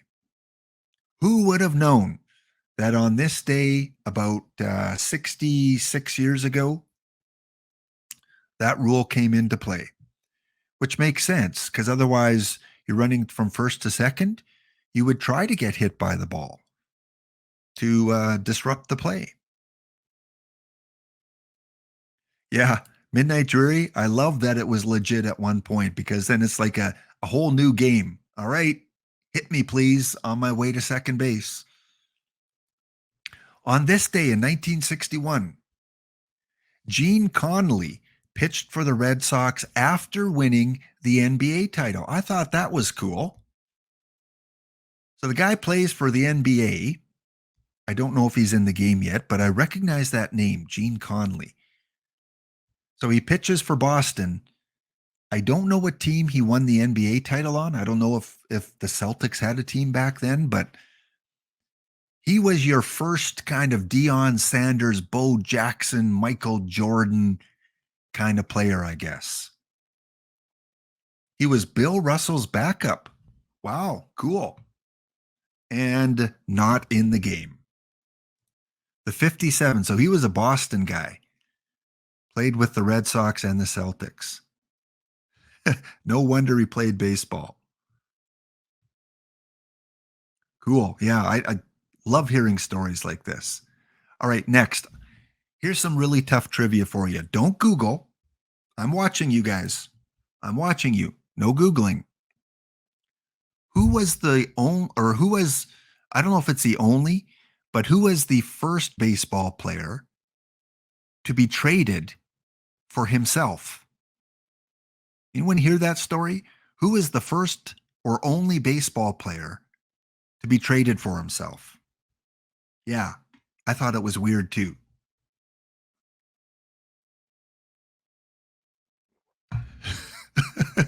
Captain's going, huh? What are you talking about? Sean Saul. Sean Saul is the encyclopedia of trivia. Yesterday, he nailed many of the questions, and today as well. Yeah, a player known as Harry Kitey? Cheaty? If it's Cheaty, that's kind of a unique name. Harry, who I don't believe is in the game, but on this day in history in 1962, he is traded for himself. Cheaty. Okay, it is Cheaty. That's a cool name. So here's the story if you didn't know. So traded to the Orioles after the 1961 season, he was sold to the expansion Mets in 1962.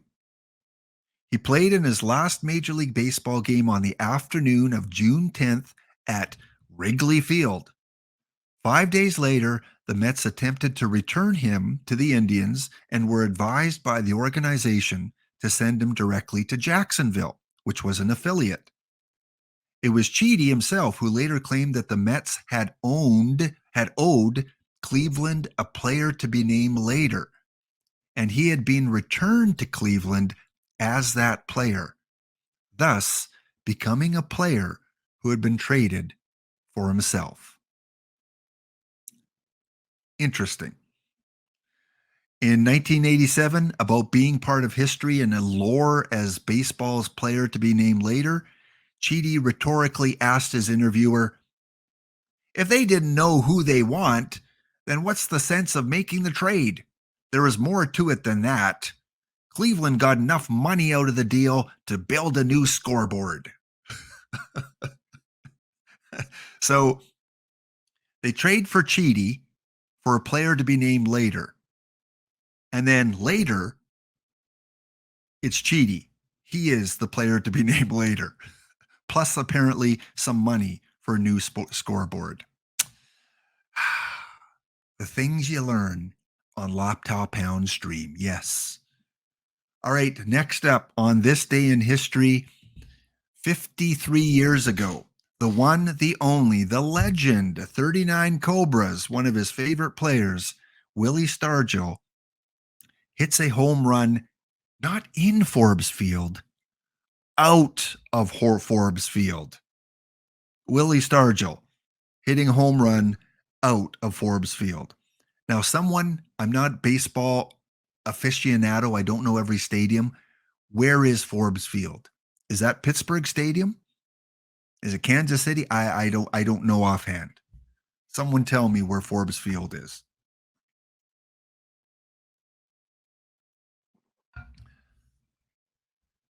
Okay, Pittsburgh. Still can be found on the Pittsburgh. Yeah, so quite the accomplishment there, Willie. Quite the power that you had. All right, next up on this day in history, trivia question. Sean Soul, let's see if you get this one. On this day in history, a very well-known mascot, baseball mascot, made his debut. Which mascot made his debut on April 25th in history? Let's see who gets it first. Mr. Met. We got a guess for Mr. Met. My favorite, the San Diego Chicken. Got a guess for the Fanatic. No one beats Youpie. We got Youpie. Wally.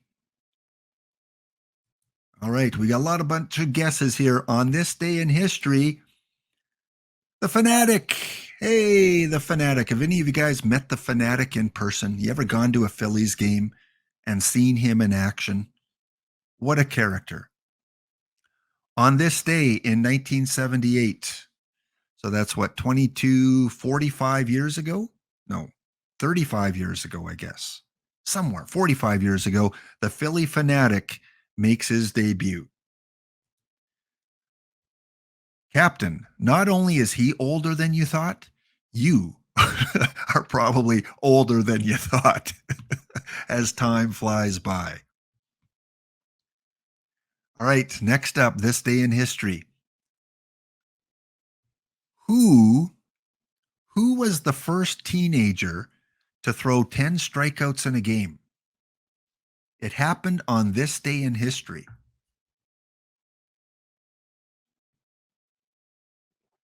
Who was it?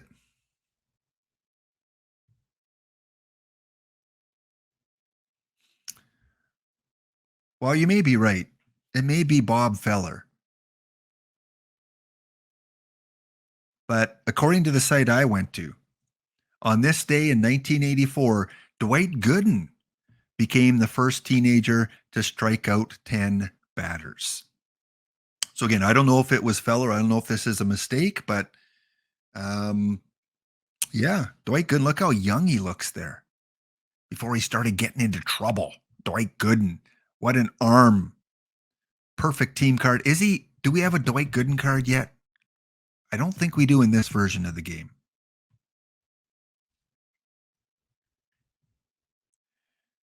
Is wrong? Really, Vanilla? Is it Bob Feller? Well, how dare you, baseball this day in history site, for giving inaccurate information. Yeah, okay. So if it's not Dwight Gooden, then he was one of them. Next up, in a trade that saddens me as a Canadian, did you know that Randy Johnson was an Expo at one time? I think he was even drafted by the Expos. Just like Tom Brady. I think Tom Brady was drafted by the Expos. Randy Johnson, on this day in 1989, traded for Mark Langston. And what a career Randy Johnson would have. Yes, it was a heartbreaking trade.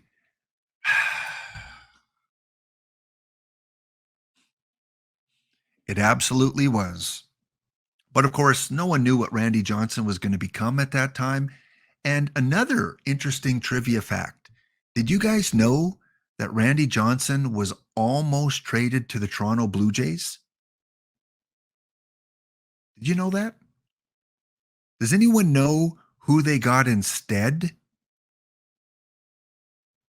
Anyone know who the Blue Jays they negotiated to trade for Randy Johnson? Oh, GT Sundown, you have a Randy Johnson Expo jersey? That is so cool. That is extremely cool. Anyone know who the Jays got instead of Randy Johnson? Dr. Dynastic with Cone? It was during their World Series run. And apparently, they had a deal kind of in place. Where did Randy Johnson play in like the early 90s? Was it out west? Was it in Seattle that he was playing out then?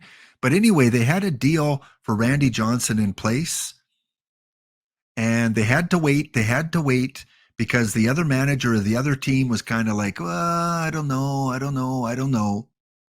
And so in the meantime, the Blue Jays struck up another deal for Ricky Henderson. And they traded for Ricky Henderson, or they made an agreement to trade for Ricky Henderson. And then that same night, the manager of Randy Johnson team phoned the Blue Jay manager and said, "Okay, let's make the deal. We'll trade Johnson to the Blue Jays." And the Blue Jay manager said, "Too late. Sorry. I've got another deal in place." And that turned out to be Ricky Henderson.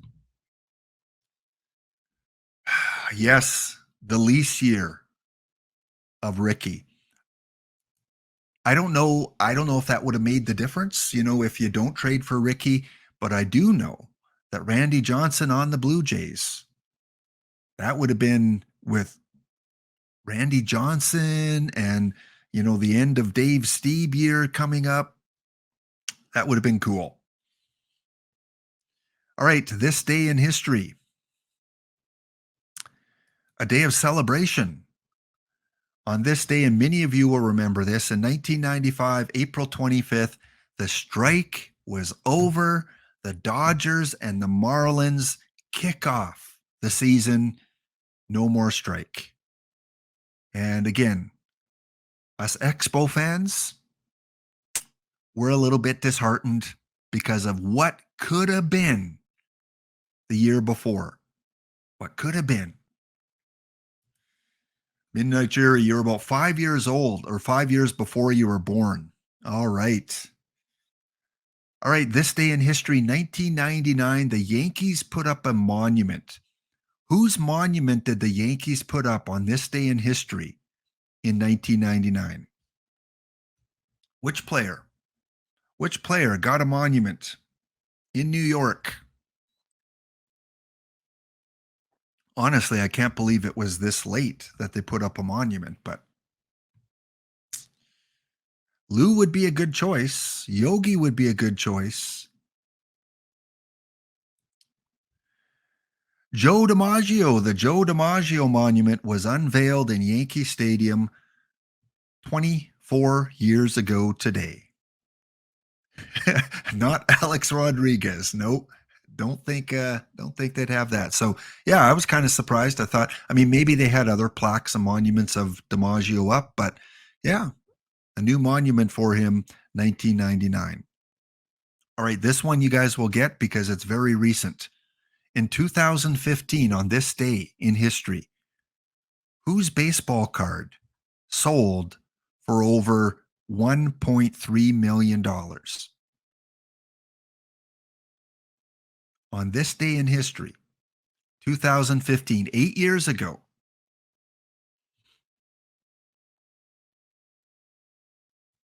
It was the Honus Wagner card. Yes, Honus Wagner card sold for $1.3 million.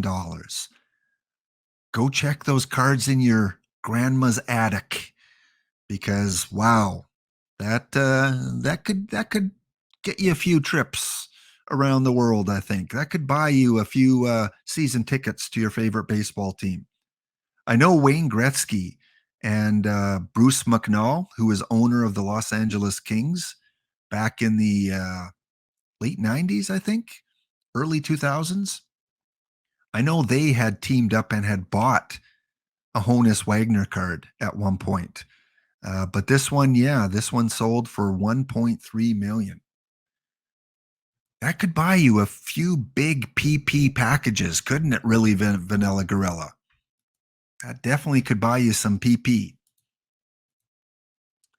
All right, a couple more to get to. On this day in 2015, as a Canadian, I'm proud that April 25th, 2015, the Blue Jays would have 3 Canadian-born positional players in the starting lineup. Well, maybe not Canadian-born. Maybe they were Canadian citizens, which could be a little different. But 3 Canadian positional players in the starting lineup. Can you guess who those 3 players were? One of them is not Freddie Freeman. Nope. No Joey Votto. No Larry Walker.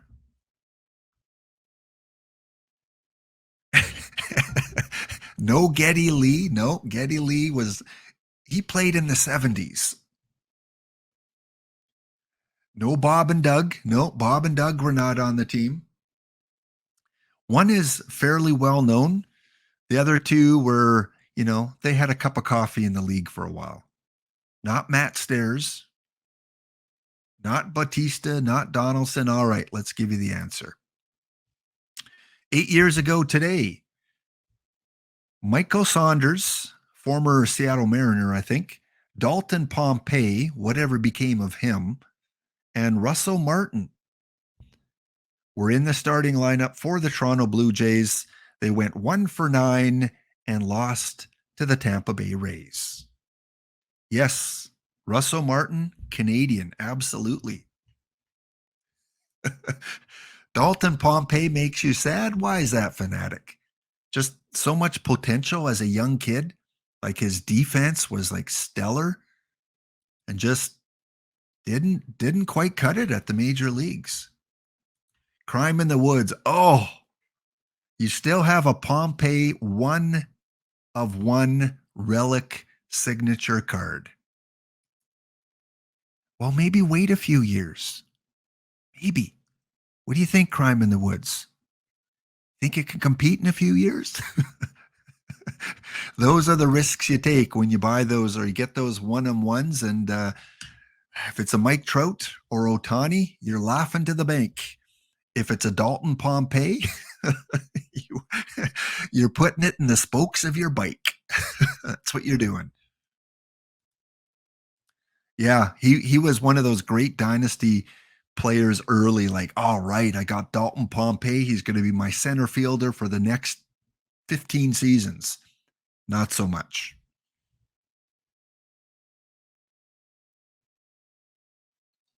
All right, that does this day in history. Final thing we're going to do very quickly here is go through our historical matchup of the week. We started with 32 teams. For those new players out there, I started with 32 random teams across Major League Baseball history. They played in a 1-game playoff, which narrowed it down to 16. Those 16 teams that you see on screen, they played off, which narrowed it down to 8. And now we are in our last quarterfinal matchup. The 92 Blue Jays, speaking of Rickey Henderson, the 96 Royals, and the 85 Mets have all made it to the semifinals. Our last quarterfinal matchup is the 85 Padres and the 93 Mets. So again, we don't need to spin the wheel to see who plays each other because we know who the final teams are. We just have to find out who gets home field advantage. So let's spin the cat. In a humane way, let's spin the cat. Will the Padres have home field advantage in this quarterfinal sudden death game?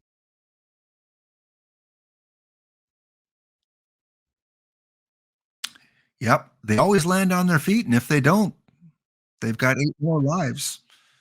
So the San Diego Padres will keep home field advantage. All right. Good to hear. All right, let me switch screens here. Let me just put this on that screen there, and we'll go here. And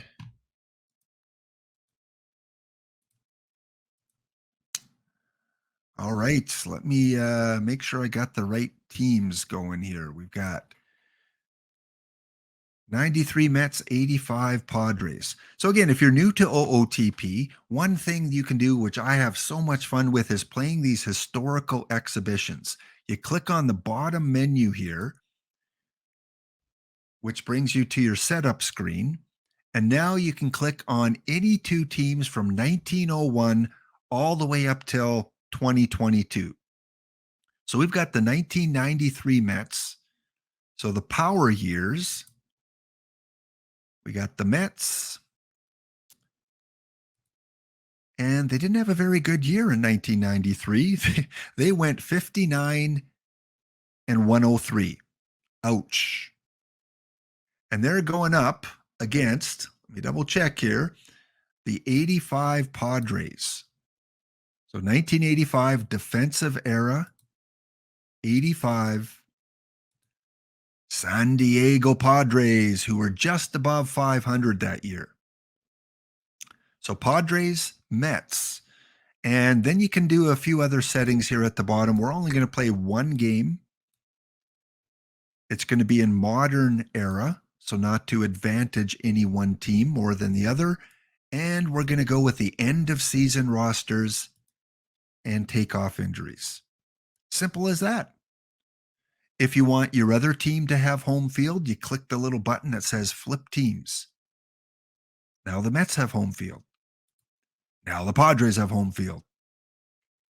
Then you click create exhibition. And within a matter of seconds, we have OOTP setting up a matchup between these two teams in history.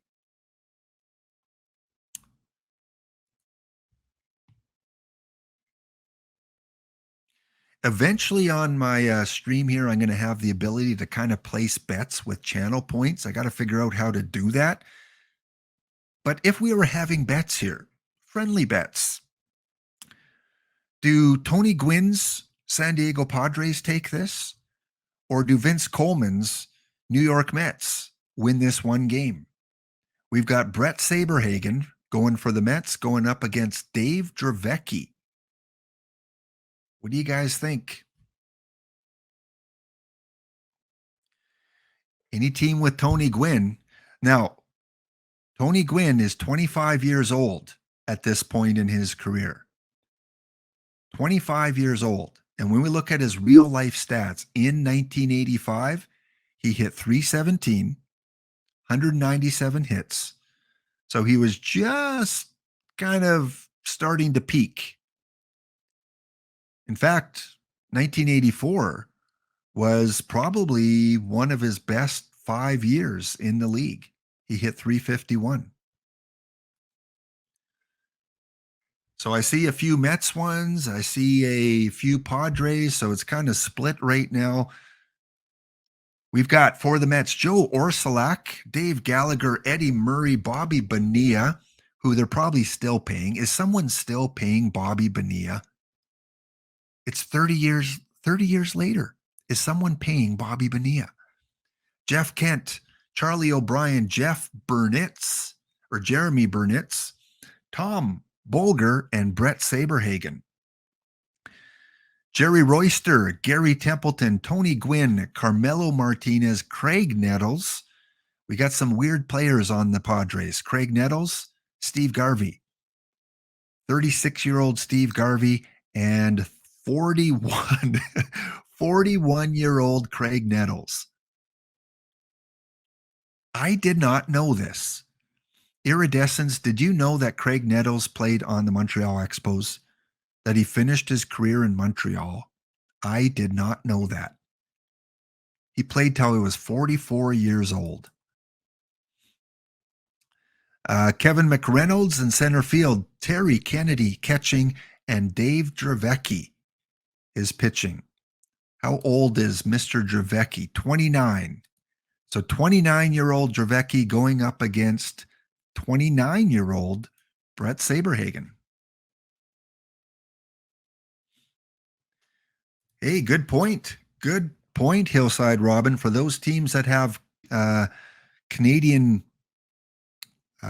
team players, Craig Nettles and Randy Johnson would qualify.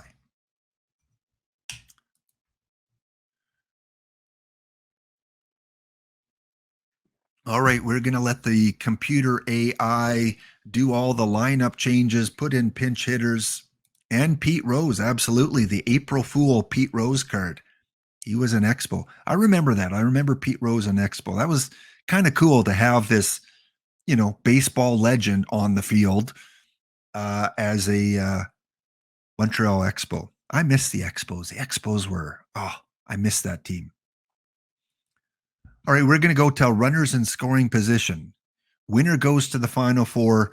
Loser goes to virtual reality graveyard. Dave Gallagher already on second base. Eddie Murray. If you guys have any stories about, these players you watched possibly growing up, because we have an 80s and 90s team. If you have any stories about them, yeah, share them in the chat. Although I like teaching you guys some new stuff once in a while, I like hearing. I like being taught as well about these players.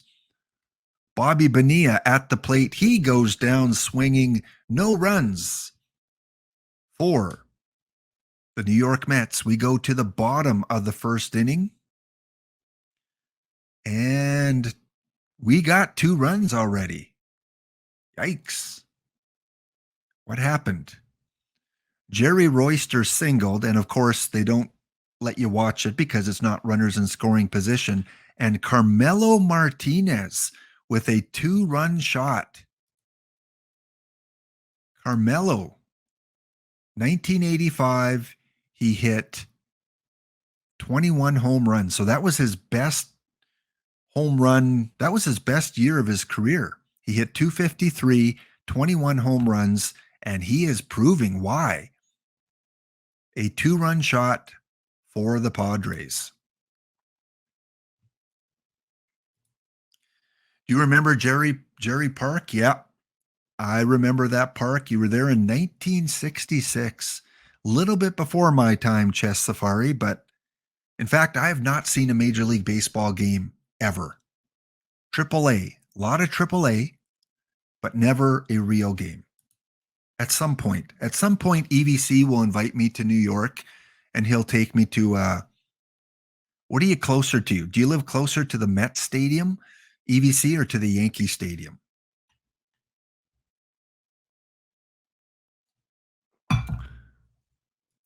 All right, we have 2-0 Padres after 1. 2-0 after 2. No Dwight Gooden for you New York Mets fans out there. 2-0. As we go to the bottom of the third, and look at that. Hit right to the shortstop, tags the runner for the 3rd out of the inning. We go to the top of the 4th inning. 2 on, 1 out. Charlie O'Brien. Let's see, what is this Charlie O'Brien capable of? In 1993, he hit 255, 4 home runs, 11 doubles. I don't have much hope for Mr. O'Brien. Dave Dravecki with the pitch, and O'Brien belts one to right field. That should move the runner to third. It does. 2 away for the Mets. Jeremy Burnitz at the plate. He drives one into center field. That is going to be caught. and a wasted opportunity. We go to the bottom of the fourth. It is 2-0 Padres. And I spoke too soon. 28-year-old Dwight Gooden has been brought into the game. In 1993, Dwight Gooden hit 200, and he had 12 wins, 15 losses. Yeah, he was definitely starting to struggle. That would be his last kind of good year. 1994, he was 6.31 ERA, 5.01, 4.91.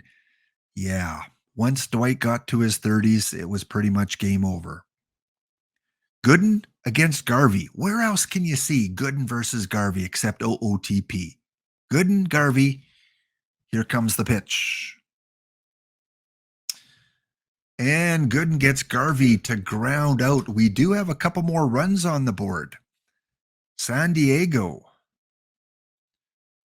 Carmelo Martinez walks and Craig Nettles. Look at that. 41-year-old Craig Nettles in a must-win game hits a 2-run home run. In real life, he hit 15 home runs as a 41-year-old. And now he's got one in this game here. All right, we go to the top of the fifth inning. Mets need to get something going. Only 2 hits. Bottom of 5. Runner on second base, Dave Dravecki on second, Jerry Royster at the plate. And he takes a walk. Gooden still in the game. Gary Templeton, the number 2 hitter at the plate. And he watches one, strike 3. The moment you've been waiting for, Tony Gwynn. Let's make it full screen there. Tony Gwynn at the plate against Gooden. Gwynn, Gooden, 2 on, 1 out.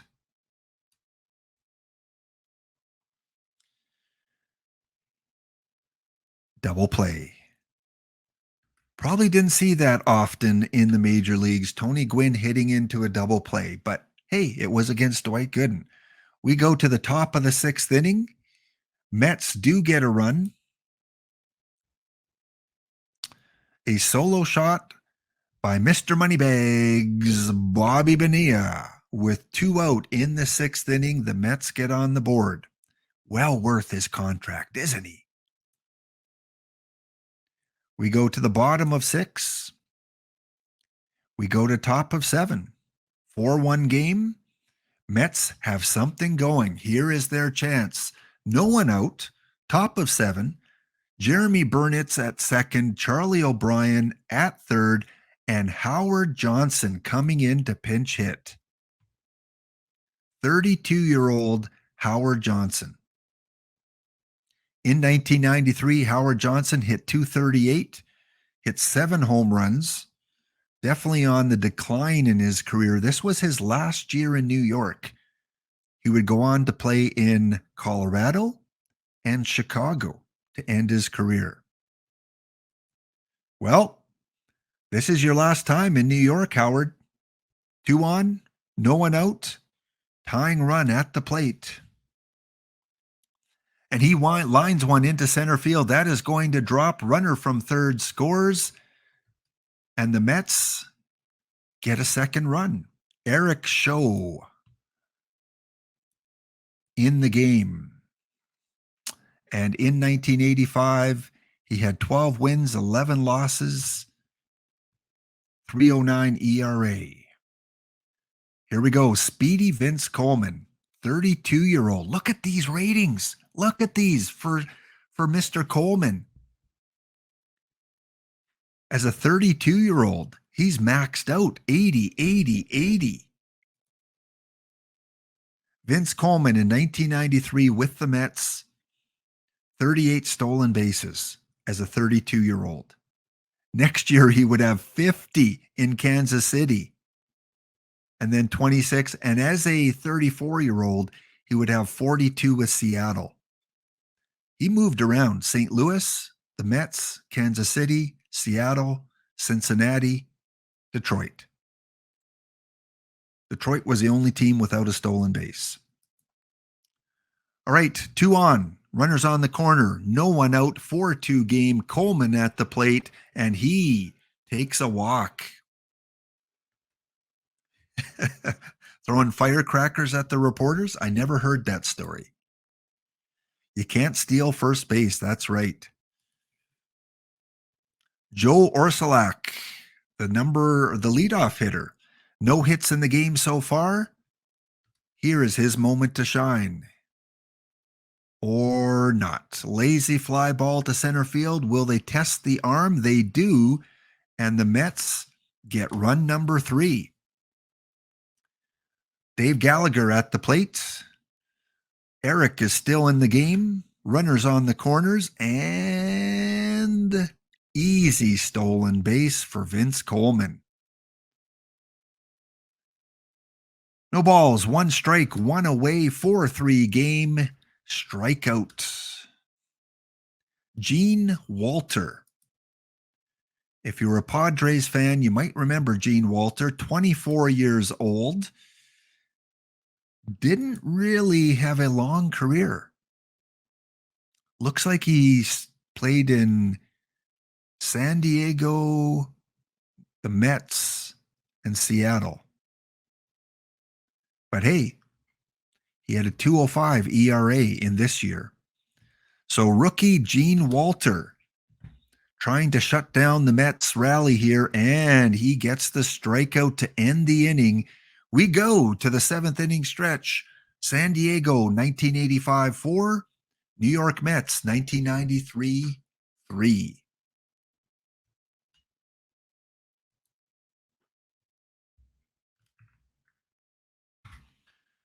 Right, the 7th inning stretch. We have our ad break currently running right now, guys. We will be back in about a minute and a half and see who wins this quarterfinal matchup. Right, we are back after the ad break, just kind of going through the chat. It's cool, the memories and the stories that you guys are bringing up. Like Pops. Pop said that he was working security for the series that Vince Coleman and the firecracker situation took place in. Like, seriously, OOTP bringing back some cool memories like that. What else do we got? We haven't had a decent Coleman card in the game. Yeah, I think they do have one right now, don't they? But like a bronze. Like, they really don't give Vince Coleman a lot of respect. And again, it's just that whole speed thing. Speed matters, but I guess not so much in getting highly rated cards. Lasorda understood that brief that day. Everything was terrific. Yes, we had some ads, but you didn't miss much. We went to the 7th inning stretch, almost perfectly timed with the ad break. San Diego got out of the top of the 7th with a lead 4-3. And Dr. D is starting the wave. All right, everyone, wherever you are, yesterday was Scream Day. I don't want you to scream, but go.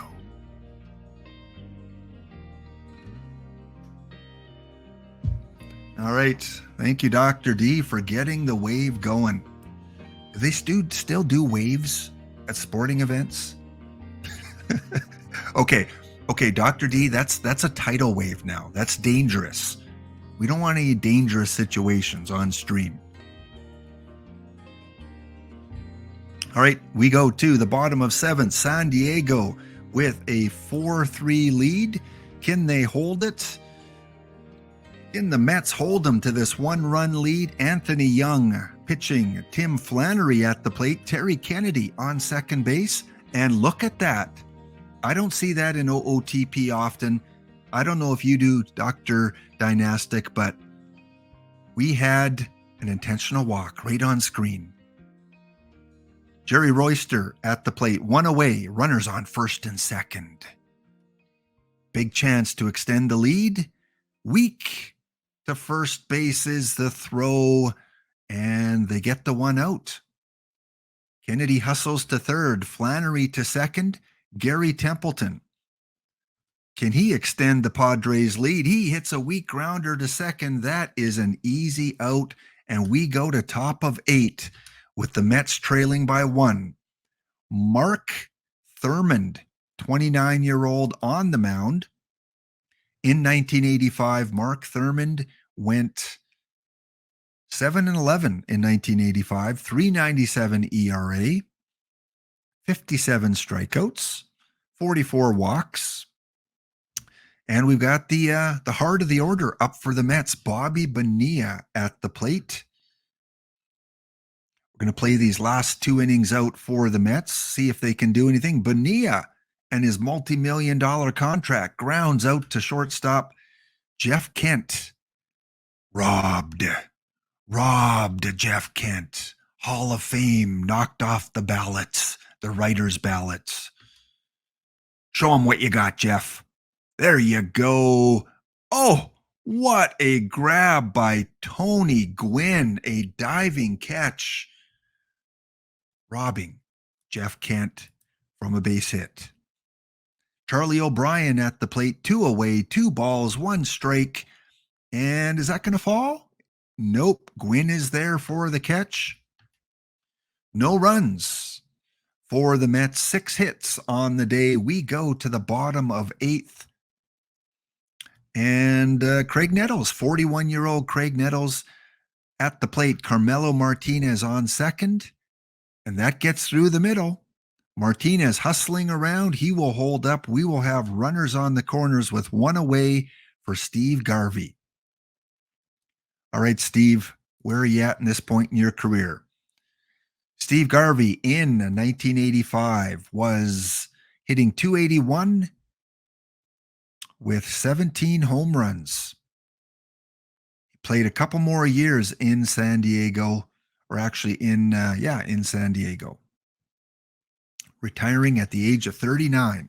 Oh, that gets away from the catcher. Here comes a runner from third, and it is a 5-3 game. Another walk. They don't want to mess with Steve. They'd rather face Kevin McReynolds. And good choice. He goes down swinging. Terry Kennedy at the plate. Weakly hit ball into the outfield. That retires the side. We go to the top of the 9th.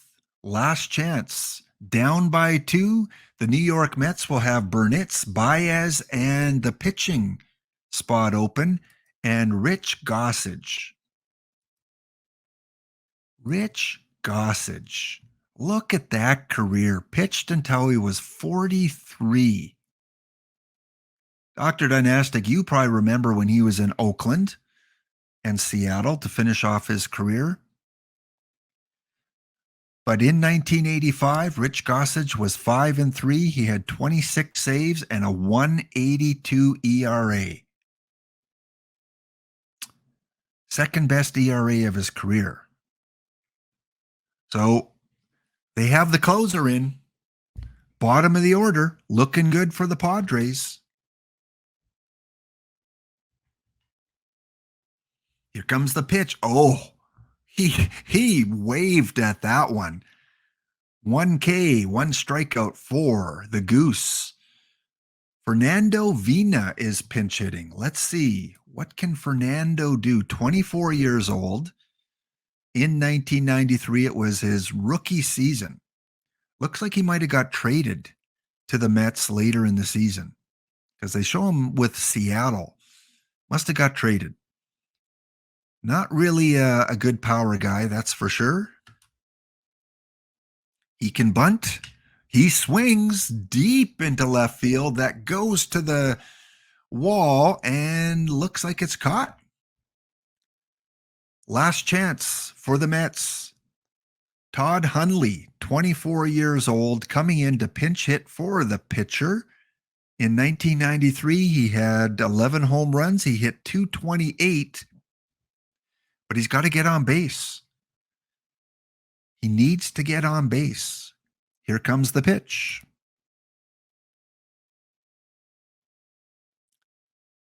Weak ground ball and a shifted infield. That will do it. And the 1985 San Diego Padres will advance to the tournament of now 4, to the semifinals. Remember, to get here, you had to win the round of 32, then you had to win a one-game round of 16, round of 8 to get to the Final Four. So these teams that are in the Final Four now have won, 32, 16, 8. They've won 3 games in a row each. Let's check out. We can't see the box score there. That's fine. We saw the game in action. Don't know who the player of the game was. We will return to the main menu and go to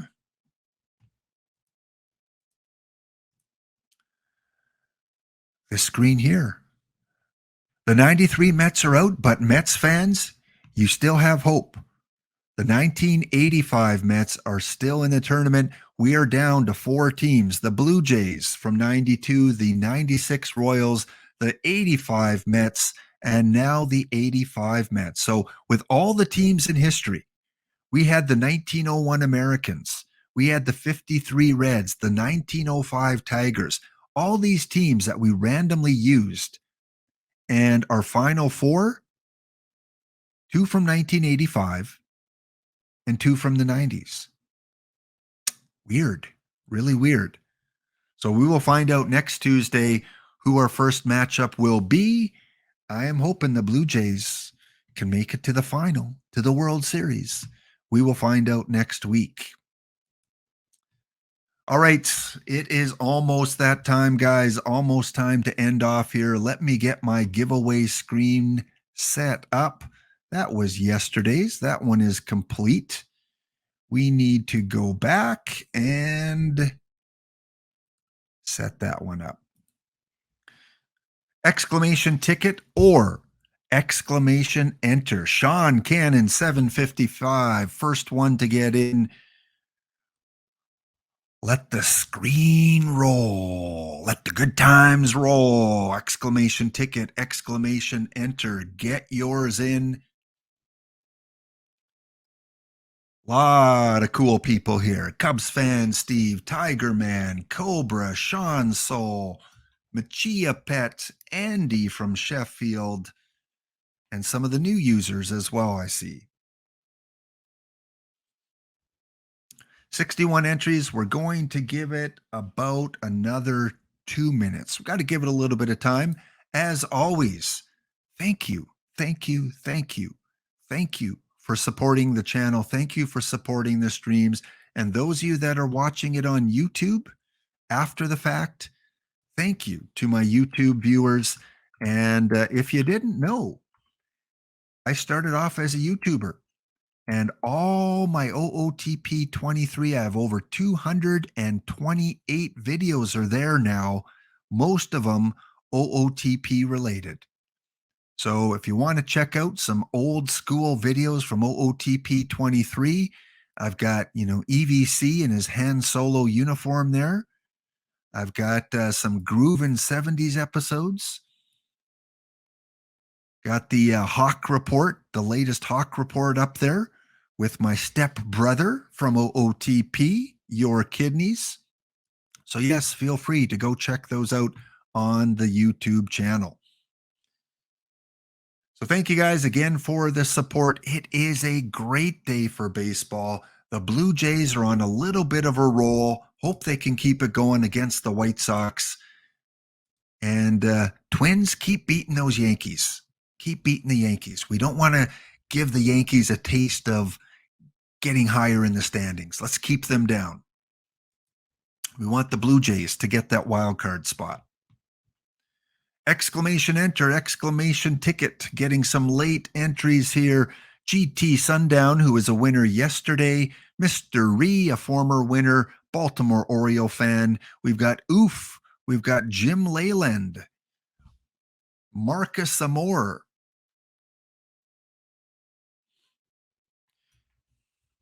One more minute. If someone has their Twitch open, is anyone on right now? Is there anyone that I can raid into that's playing OOTP? I don't have that screen up at the moment, which is weird. I'm not even collecting packs from my own stream. I hope someone's streaming later. Don't forget, TJ Lowerman will be on tonight at 9 p.m. Eastern. Get your free packs from TJ. Watch his stream, or at least ghost it and get those 5 packs from the official streamer episode. Exclamation enter, exclamation ticket. And if you want to hang out at any time, head over to the Laptop Hound Discord and check it out. Talk about your achievements in Perfect Team. How's your team doing? Send me some screenshots on Discord of any cool things that happen, whether you get a golf pack, a rainbow pack, perfect game. There you go. We're going to hold you to this, Dr. Dynastic. If Dr. Dynastic wins packs today, he is going to hop onto a stream and I can get my 5 packs. I'm holding to that to you. Dr. Dynastic, I see you. 30 seconds, guys. 30 seconds left. 30 seconds.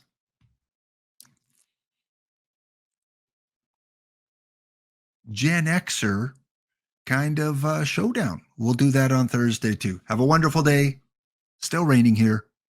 See you next episode.